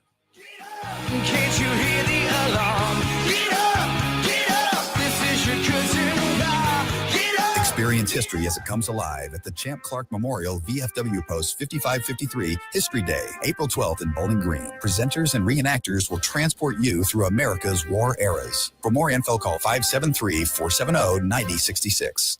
Hey, Tim Jones here. For 50 years, St. Louis homeowners have trusted one name with their outdoor dreams, Hydro Dynamics. From custom irrigation systems to stunning outdoor lighting, from expert drainage solutions to beautiful hardscapes, they transform ordinary yards into extraordinary dreamscapes. With certified experts that work with you to bring your vision to life, delivering unparalleled service every step of the way. Ready to make your dreamscape a reality? Visit hydrodynamicscore.com. That's hydrodynamicscore.com.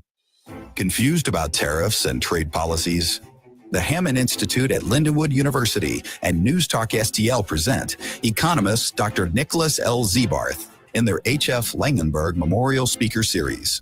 Join us April 24th as Dr. Zebarth breaks down what tariffs really are, how they work, and separates economic fact from fiction. Don't miss this chance to expand your economic understanding with one of Missouri's leading experts. Reserve your spot now at newstalkstl.com. Rhino Shield is engineered to outlast paint by a lot, backed with our 25-year transferable warranty. Paint a house, shield a home. We do brick, block, stucco, asbestos, steel, aluminum, cedar, and more. We are the only coating company selected by Disney, This Old House, and 3 times on HGTV's Curb Appeal, where all 3 episodes concentrate on unpainted brick. If you maintain or own a business with a tired-looking building, you owe it to yourself to look at Rhino Shield and our beautifully durable color schemes. Evaluations are free. We're making buildings pop and be noticed again, from Champaign to the Lake of the Ozarks, exceeding expectations every day with our products, people, and performance. Now is the time to call 877-25-RHINO, 877-25-RHINO, or go to 877-25rhino.com and see how honest and transparent we really are. Tell them, ladies. Don't paint, don't Rhino, go Rhino Shield. Never paint your house again. Rhino Shield. News, analysis, I'm glad you're talking about this. opinion. I'm glad you're fired up about it too, because I know I am. News Talk STL.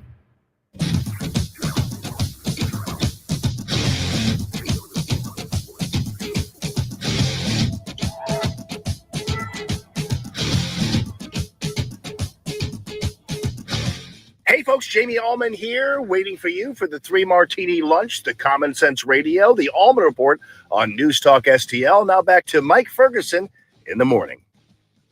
All right, we're going to go back to the impact and the rollout of what these elections tell us. Is it the end of the world? No. Does it even mean that there's not momentum, on the other stuff at the state and federal level? No, not necessarily. But I do think that there's the election results from yesterday here in the St. Louis area should get our attention. Yes, absolutely. I think that's a fair way to say it. Mhm. 8:21 right now. In the meantime, I got this press release yesterday. Yeah. I sent this to you guys. You saw Yeah. this here. Survey finds 1 in 3 of Missouri's Gen Z men, 1 in 3, open to, I'm using air quotes, dating robots, meaning AI, like apps. 1 in 10 already have. Oh, geez. What? 1 in Yes. 10.3% of Gen Z men report using AI companion apps. Only 6.4% of it. So 1 in every 20 women and 1 in every 10 of men are reporting that they would rather use an AI app to have a companion rather than an actual real human being. Oh my goodness. Yeah. And so this was a 1,000-person survey regarding the use of AI, and about half of Gen Z uses AI frequently, Sure. which that makes sense. Yeah. That you use it. I use AI regularly. Yeah. For writing and question development and some things like that. Honestly, you probably should have incorporated AI into how Right. you do business by now already. If you're not using AI now, You're behind. you're behind. It's But like we're- not using a computer in the 90s. Right. But we're talking about in this case particularly men. Yeah. Who are instead of going out and dating a woman, that they would rather have a conversation with a non-human fake entity, and that's what they're replacing human interaction, at least on a companion level with. Yeah. Yeah. And 10% horrifies me. Yes. But I believe it. Oh, and look, here's the other aspect of it. I kind of understand where they're coming from too. Okay, let's talk about that a little bit. By the way, I saw one of those conservative podcast shows, a little clip of it. It was actually this morning, referring to OnlyFans. And they broke down some of the numbers of the millions of women who are on OnlyFans. Yeah. And then they looked at the number of women between 18 and 25 who are on OnlyFans. And this compares to this right here. And then when you looked at the actual number of the population of the United States, Yeah. who's of 18 to 25 years old, if those numbers are correct, 1 in every 10 young woman in this country has an OnlyFans. Yeah. Wow. 1 in 10. And now 1 in 10 men say they don't want to date women. They would rather have a pretend conversation with an AI generated robot. See, with my luck, My AI girlfriend would divorce me and then start an OnlyFans. Oh, there you go. And what do you do in that situation? And take half your files. Yes. When she goes, yeah. To block you out of all your accounts. Right? Exactly. Oh, Yeah. my Yeah. goodness. All of your Call of Duty achievements are now hers. Because if an AI tells you it's not me, it's you. I mean, you can believe that. You can Like, believe that. It's like, okay, I get it. scientifically. Okay, I get it. Okay, so there've been like little robot things, I mean, like the Japanese company years ago had the little robot pet thing. Oh yeah, Tamagotchis. Yeah. Though I mean, so it was kind of funny and This is a little quirky, fad thing, yeah.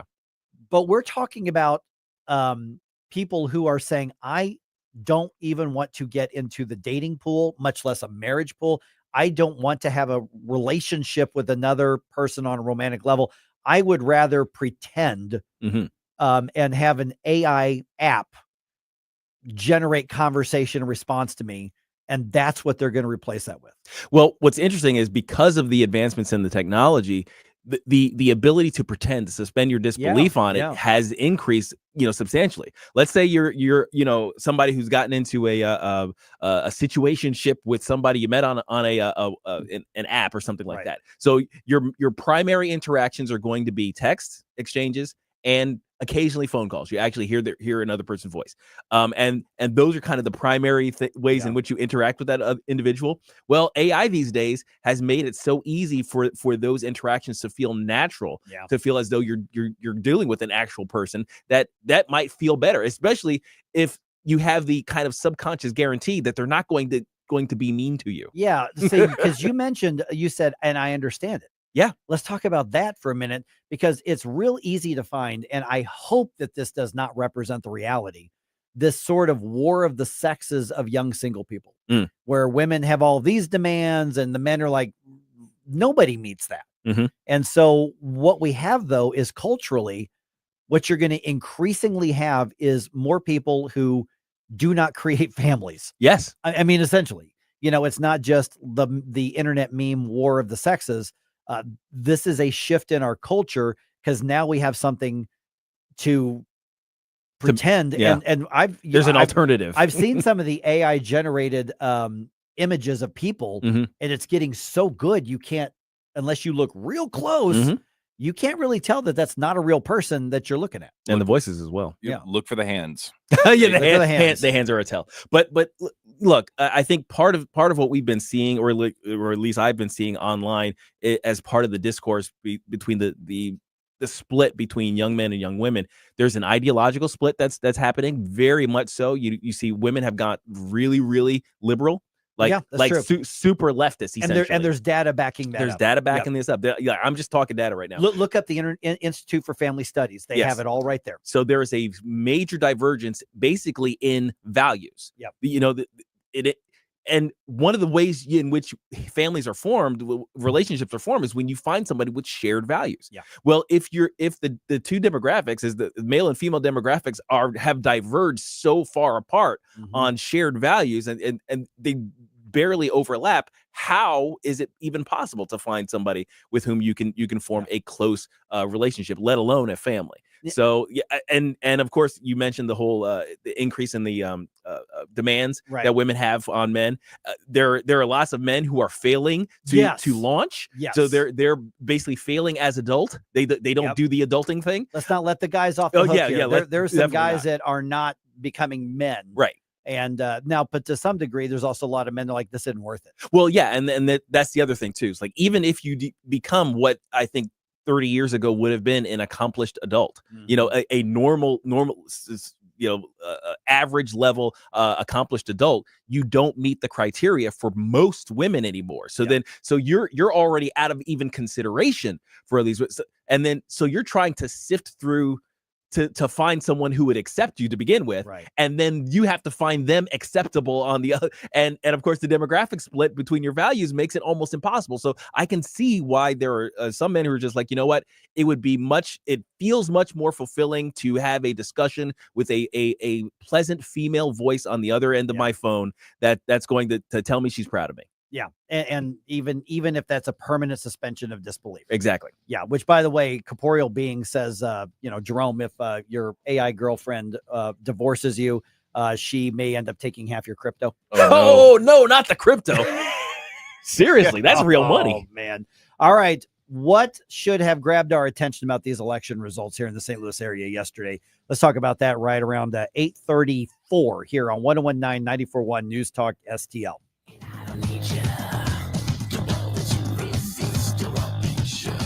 From the Michaels Flooring Outlet Weather Center. I'm meteorologist Leah Hill with your first alert forecast. Not as chilly this morning, with the temperatures quickly rising in the afternoon as we pull in those southerly winds.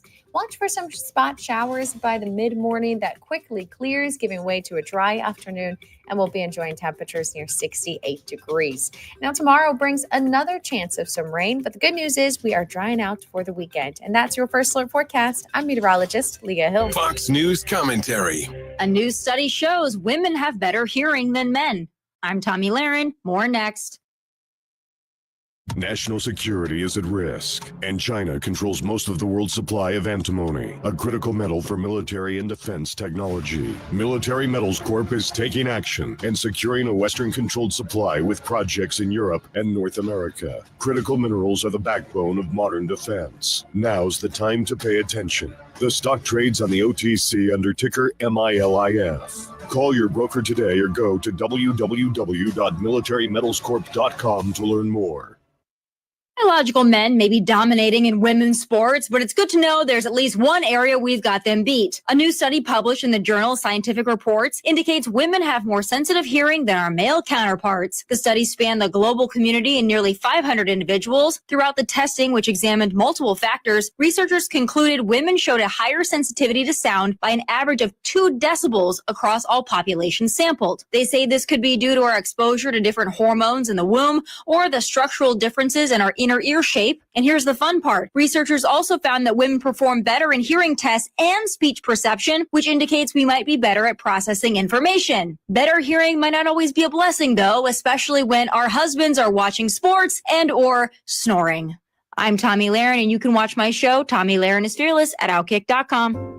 Jewels on Hampton and St. Louis Hills is paying some of the highest prices on gold, silver, diamonds, semi-precious colored stones, coins, flatware, and fine watches on site. Jewels on Hampton is a premier jeweler featuring Alvanza's jewel art designs with an exquisite selection of diamonds, semi-precious stone jewelry, and vintage watches. Their expert design team can restyle your jewelry to today's contemporary style. They also do jewelry and watch repair. Need extra cash? Jewels on Hampton is paying some of the highest prices on gold, silver, diamonds, semi-precious colored stones, coins, flatware, and fine watches. Bring in your collectibles and clocks and sports memorabilia and figurines too. Jewels on Hampton, 4506 Hampton, just 3 blocks south of Chippewa, and jewelsonhampton.com. Call them at 314-752-5000, 314-752-5000, and jewelsonhampton.com. Jewels on Hampton.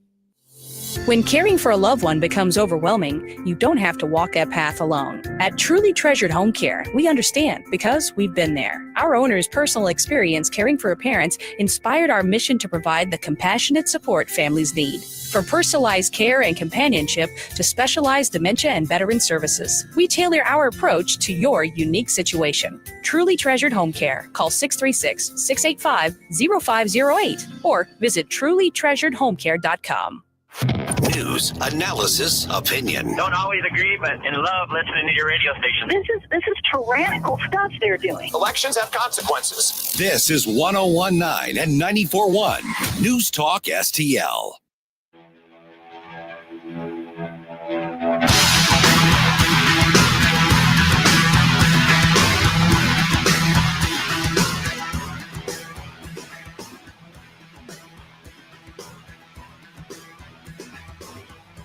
I love that you're starting your day off right with Mike Ferguson in the morning. It's your boy Joe Pags. Talk to you tonight. But now let's get back to Mike. Okay, so no outline, no script here. Sometimes I script my teases and I plan everything out here. Just kind of off the cuff here. So 314-912-1019. Let's talk about these election results last night. And what's fascinating me, I'm trying to do this, Jerome, in part just observer, part news guy, part conservatarian advocate, all of these sorts of things together. I don't think that the conservative losses yesterday. These are not the end of the world. This is not the sign that the momentum is moving back to the left. But I do think we need to take note, and we need to be aware, saying, "Whoa, something happened in the St. Louis area." And I think we should talk about that. By the way, we've got the Torch the Tax event coming up 1 week from tonight. Woo! Glenn Jacobs, obviously it's going to be a lot of fun with the former, heavyweight wrestling champion of the world. Going to be here, and the fact that he's, the mayor of a large area, and he's very conservative, very libertarian, actually.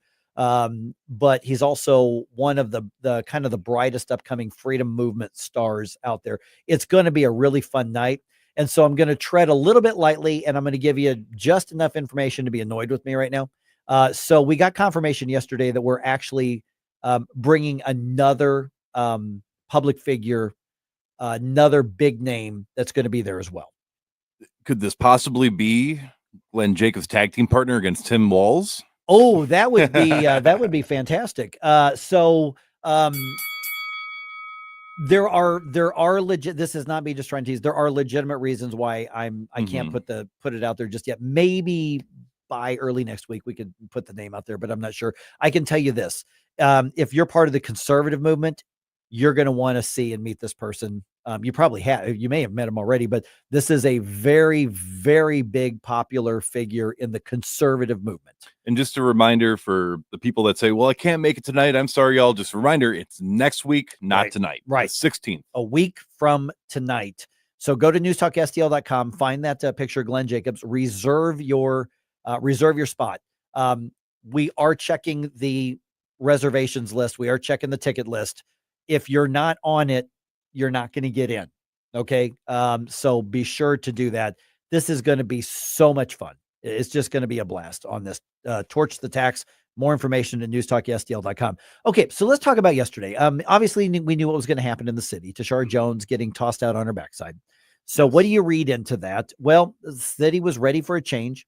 They were ready to stop playing identity politics, at least for this election cycle. I think the fact that the last of the three trifecta being tossed out, Kimberly Gardner, Cori Bush, and now Tashara Jones, I actually think that's a secondary part of the story. I don't think that's the main story. Yes. I don't even think it has to do with Tashara Jones's dad, Vervis Jones. I don't think it's as much him. I think it's a matter of the city saying there has to be some basic governmental services. Tashara Jones just failed. There's a limit to how much. Screw the identity politics. We want competence. Yeah, she dropped the ball so hard that really getting reelected, I'm not saying it's the easiest thing in the world, but if you have a basic level of competence, people are not going to want to risk getting somebody new in when they can have a guarantee of competence. And that's how hard she dropped the ball on this. Because the voters of the city did not replace a far leftist with a conservative. No, they replaced a far leftist with another far leftist. But the hope being is that this far leftist will get the trash picked up, will keep the roads clear when it snows and ices, and will improve the ambulance and the firefighter response to your emergency. I mean, we're talking very, very basic stuff. We'll keep the potholes filled on the streets that the city is responsible for. Hopefully. That's I think what they're looking for, because ideologically you're not going to see any difference between Kara Spencer and Tashara Jones. No, and I've done enough work downtown, and I go downtown enough that I am rooting for Kara Spencer to actually do a decent job. I mean, it's not ideal, obviously, but again, I think that's also a reminder that the people on the left are fighting a lot harder right now because they view a lot of what's going on as a resistance to the MAGA movement, to the quote unquote fascist takeover and all that stuff. And I think that we on the right have just gotten comfortable because Trump's back in office. We had a tidal wave of red states, but at the same time, you have to still keep your states. You have to still win at the local level. So you need to go out there, and maybe we're just not fighting hard enough. Okay, so let's pick up right there. When I said, let's take note of this. For instance, you look at some of the areas where conservatives, technically these are not Republican Democrat races, but there became very clear lines of demarcation between conservatives and leftists in the school boards. A couple years ago, we won some of those seats, collectively speaking, those of us on the right, whether it's center right or really conservative or whatever. There over the last 2 years in these April elections, The left is organized saying we're reclaiming these, and they have regained some of the losses that they took, which means that they have pushed back and reclaimed some of the victories that we won. We saw that in the Francis House School Board last night. The two conservatives got beat by the two leftists. And so they're reclaiming their school board for the left, which means they're reclaiming their school district for the far left. Yes. That's what they're doing. I think a lot of people thought, boy, if there wasn't a clear message in November, you're just not looking for it. It had everything to do with inflation. It had to do with, cost of living, but it also had to do with some of this, gender ideology nonsense. And it had to do, Trump ran on all of it. Republicans ran on all of it. In Missouri, the state lawmakers won on it. And so I think a lot of people got really comfortable with the momentum is on the side of the right, be it just establishment Republican or actual conservative or MAGA or whatever. And I think a lot of people thought, well, the momentum's here. In the St. Louis region, yesterday's results should tell you something different. Yes. We need to take note of this. Proposition B absolutely became a referendum on Sam Page. Now, the last two times that a charter amendment became a referendum on Sam Page was repudiated by the voters. He won last night. Yes. And you know how hard that is for me to say this, because it's beyond I disagree with him. I think he is a terrible human being. And I think we need to take it very personally what he does to people. But he won and we lost. Yeah, pretty much. So what do we take note of on that? Well, first and foremost, we don't exactly know who. We really suspect it was probably a very, very well-run get out the vote operation, probably by labor unions and a number of others. And guess what? That's what you do in elections. And unions have gotten pretty good at this. And you cannot fault them for saying, we're going to organize and get our members out to vote and get them to get their people out to vote. I disagree with them on the policy, but that's what you do in elections. And they did it better than us. So either there were people who sat out on the right, or people who didn't take it seriously enough, thinking the momentum's on our side, they'll never go for this, and they did. Or you can also take note and say, okay, maybe the honeymoon is over from November. Because remember, at the county council level, that is a partisan thing, but everything else is not. But maybe that honeymoon is over, because I'm telling you, the left looks at all of these elections as one big culture war. Even though we may look at it as, well, this is a local school board. This doesn't have anything to do with my congressional race. That's not how they look at it. And they won last night. Yeah. And I mean, going back to Prop B, that's something that I should not even really be a partisan thing. That should be something where if you want to have more control over the government as the people and to be able to get out people, the bad apples from the bunch, that should be something that we should be able to get together on. But when one side is very monolithic and they view everything as we need to fight back and resist, then of course they're going to vote against their own interests. So that's where I'm personally feeling that we need to keep the flame going, and we need to not just coast on by expecting, well, we got Trump federally. Because again, you mentioned it earlier, what's going on federally has a lot less to do with what's going on in Missouri. Right. We need to get out there and continue this fight. Goat Lady makes an interesting point on the Rumble. She says the right always has a hard time getting out the vote. On the small elections, it's always worse. Meaning, I think what she means is by these April off-year elections. Yes. And I think that's correct. And she goes on to say, let's see where. Oh, yeah. It's not reflective of where we are as a country, but the Republicans must step up the game. And I would expand that to conservatives, because unfortunately, Republican doesn't always mean conservative and vice versa. But I think that's an excellent point that's being made right there on Rumble. Thanks, Goat Lady. Really appreciate it. And so it's enough of a warning shot here in the metro area that we need to say, okay, we either need to reevaluate our tactics, we need to reevaluate our engagement, we need to reevaluate our messaging, but we also need to reevaluate the idea that we're going to let momentum from the state level or the federal level carry us here. Because when the left takes over or reclaims the school board positions, this isn't just about wins and losses. They're the ones who are now going to be re-upping on the gender ideology nonsense, on the rewriting of history, of the woke mind virus bullcrap, of the everything that goes in there, because that's how the left looks at schools. And I'll repeat maybe something I said a couple hours ago, just in case people weren't listening, is that, those of us on the right, we want our next generation to learn how to think. And that's what we try to teach them. The left uses the K through 12 education system in order to teach them what they must think. And that's, I think, the best point when it comes to this is that culture starts at home. The more time you spend with your kid, you learn what they're learning, or you try to understand what they're being taught, and you spend time demonstrating your values, the more they're going to be able to resist a lot of this. But the fact of the matter is, there are so many people out there that are not involved in their kids that the more power the education system has over these kids, the more likely the mind virus is going to spread. And that's the next generation. I mean, we've all heard the quote, "He who controls the schools controls the next generation." And the left understood that generations ago before the right did. Yes. And we're seeing the results of a lot of this. All right, 314-912-1019. Got some thoughts on that? Let me know. Let's talk about it right here on 1019 94.1 News Talk STL.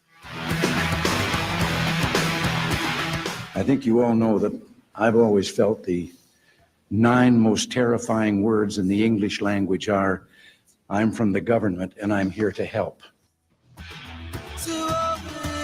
Tony Colombo here for my dentist, Dr. Matt Boscia at New Creation Dental Care, the one-stop shop for all your family's dental needs. And Dr. Boscia is always expanding his services, now including the incredible all-on-4 full arch implant procedure, full mouth restoration that can give you back your smile in as little as 1 day. No more suffering with damaged or missing teeth or poor fitting dentures. You can see some amazing smile makeovers, learn more about the all-on-4 procedure, and see everything Dr. Boscia can do right now at newcreationdentalcare.com. I'm Dr. TJ, owner of the Institute of Natural Health, co-owner of Optimal Nutraceuticals, and the host of Wellness One. Wellness One is designed to cut through the nonsense and provide you common sense science-based information regarding health and wellness. On the show, we discuss topics like thyroid health, gut health, hormone optimization, and many others. Our show airs Saturdays at 10 a.m. and 2 p.m. and Sundays at 11 a.m. and 3 p.m. right here on Newstalk STL. And you can visit us at inhstl.com. That's inhstl.com.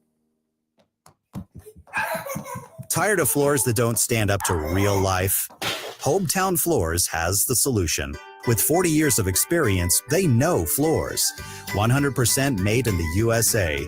Luxury vinyl, laminate carpet, pet-friendly, and built to last. Free in-home estimates, professional installation, and satisfaction guaranteed. Hometown Floors, making small business great again.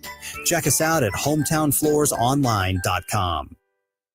Turning 65 soon? Medicare decisions don't have to be overwhelming.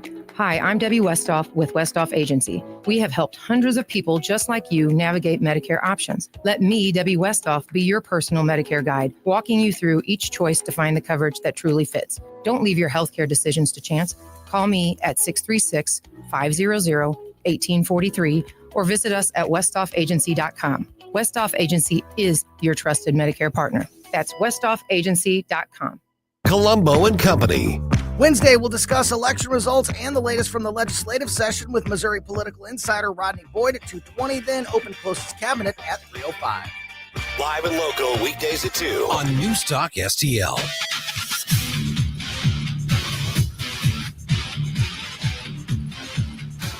Hi, it's Vic Porcelli. And Ken. Hi, Ken. Hey, Vic. Ken and I are on every Monday through Friday here on News Talk STL. Right now, you're listening to Mike Ferguson in the morning on 1019 and 94.1 News Talk STL. Whoosh, my morning people. And of course, Vic coming your way, like you just said, in about 15 minutes from Oh, right now. yeah. There we go. Whoosh. All right. It is 8:48 going on 8:49 right now. I'm Mike Ferguson. Still trying to, it's interesting, Jerome, because normally in the April elections, we touch on here, this person won this race, this proposition, passed or failed or whatever. And then we move on and talk about what's happening in Washington, D.C. or whatever the case is. I think that people are looking around and saying something was different this time around. Mm-hmm. Something was a little bit bigger this time around. For instance, and I've still been looking and I haven't found anything to dispute the statement. Of all of the referendums and all of the propositions that were on the ballot, in the entire St. Louis region, the only one that did not pass was Proposition B in St. Louis County.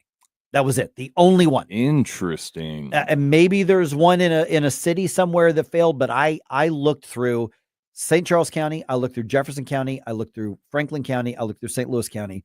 as far as like the municipal ones and the school district ones and the community college district, all of those. I did not see a single proposal for anything, ambulance, police, school, whatever. I did not see a single one that failed except for Prop B. That's a little suspicious. Well, it also goes to nobody campaigns for or against all the other ones. That's there true was too. There was a war over Prop B. And then we came out on the short end of that stick. But otherwise, voters just kind of rubber stamped whatever was put right in front of them. Mm-hmm. I was kind of hoping they were going to do that Prop B too, but that didn't happen. It would make too much sense if they did, Yeah. And so, but that's why I say we probably need to step back and go, oh, wait a minute. Did this tell us anything? When you kind of look at the bigger picture of the voters out there, be it the leftist in St. Louis City or, others throughout the other part of the region. And I don't have all the answers, but I'm saying is that something just feels a little different here. All right. Who do we have here? So we have Steve. Steve, yeah, because my screen is doing weird stuff up here. Hey, Steve, you're on News Talk STL. Hey, guys. Good morning. Appreciate the interpretation of the election results, but there's a couple of, I guess, 3 or 4 points I'd like to touch on to add on to kind of flesh out what you're talking about. One, in terms of calling this some sort of a watershed event or whatever emphasis you want to put on it, we do need to remember this is an off-year election. Right. Yep. They're always very poorly. I looked at the turnout last night in St. Louis County. It was like maybe 9 or 10%. I mean, it was pretty pathetic. Yeah, and those are of the eligible voters. That's not the population. Yes. Those are just the people who bothered to register. That was out of registered voters. Yeah. And so I tell you, probably half the people in St. Louis County didn't even know there was an election going on. Yeah. I mean, the way things are. And then number two, I think there's and I was one of the leaders of the Izzy Emmett campaign 2 years ago. I was, heavily involved in that with, training and communications and organizing and canvassing, all that stuff, training people. And we kind of fell flat the next year or 2 years. We just couldn't find candidates. Mm-hmm. Recruiting was terrible, trying to find people who were willing to run. Hey, Steve, let me jump in and ask you a question about that, because I've talked to a couple of the few conservatives on school board races. Did the way that the conservatives who won got treated have to do with your having trouble finding candidates because they were looking at how the other people, what they were going through in some ways? I think it certainly did to a certain extent. I mean, there were leaders, even people who spoke up at school board meetings. People in Rockwood, women were doxxed. Mm-hmm. If they had a family business like a restaurant, it was all of a sudden there were fake negative reviews coming in from all over the country. I mean, places in like Louisiana, there were fake reviews coming in for a Italian restaurant in St. Louis County. I mean, it was an organized effort.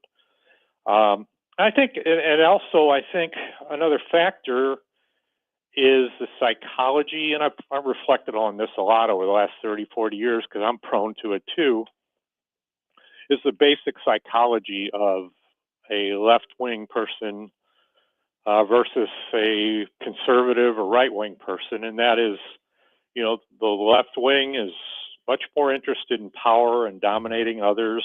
What St. Augustine, I think it was, called the libido dominante, the lust for power.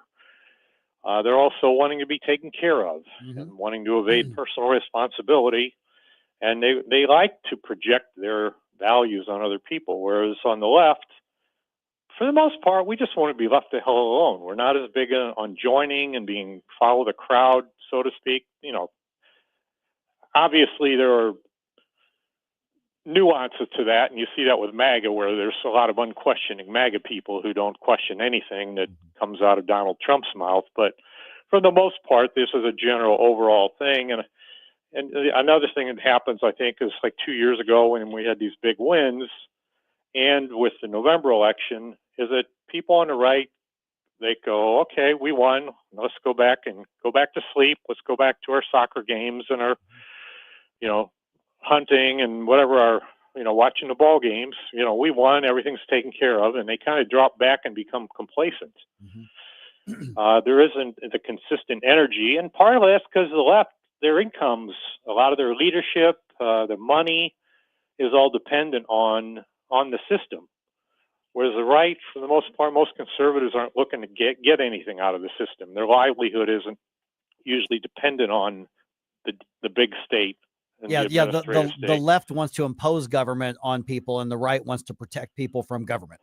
Exactly. So there's the motivations there in terms of a long-term organizational machine is much more one-sided.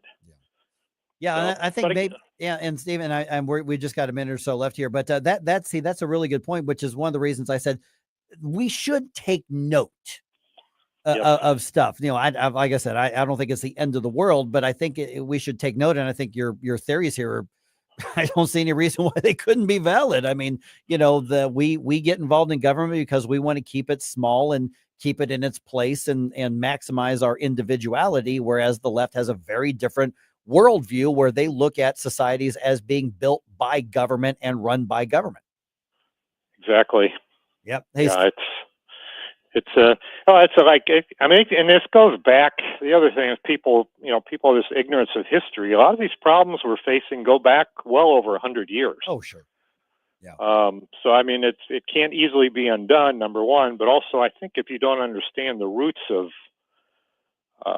some of our problems, you don't understand where they came from, and also what needs to be done to solve them or reverse them. Yeah, without a doubt. Steve, I got to run to a information update here in just a minute. Really appreciate you being a part of the program here.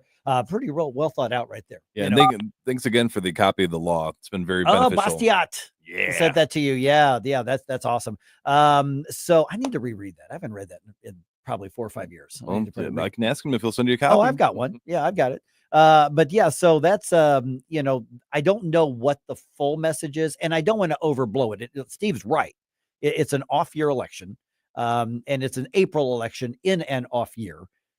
But I just do think something feels like we need to take note. We would be negligent if we in the St. Louis area didn't say, okay, what just happened? We had a lot of momentum here. What just happened? So that we make sure that we don't allow the momentum to build in the wrong way. So look at what happened, and that has to do with candidate recruitment and candidate training, but that also has to do with messaging. It also has to do with making sure that we are ready to engage in these elections at every level, because the other side just did it better than we did in this particular election cycle.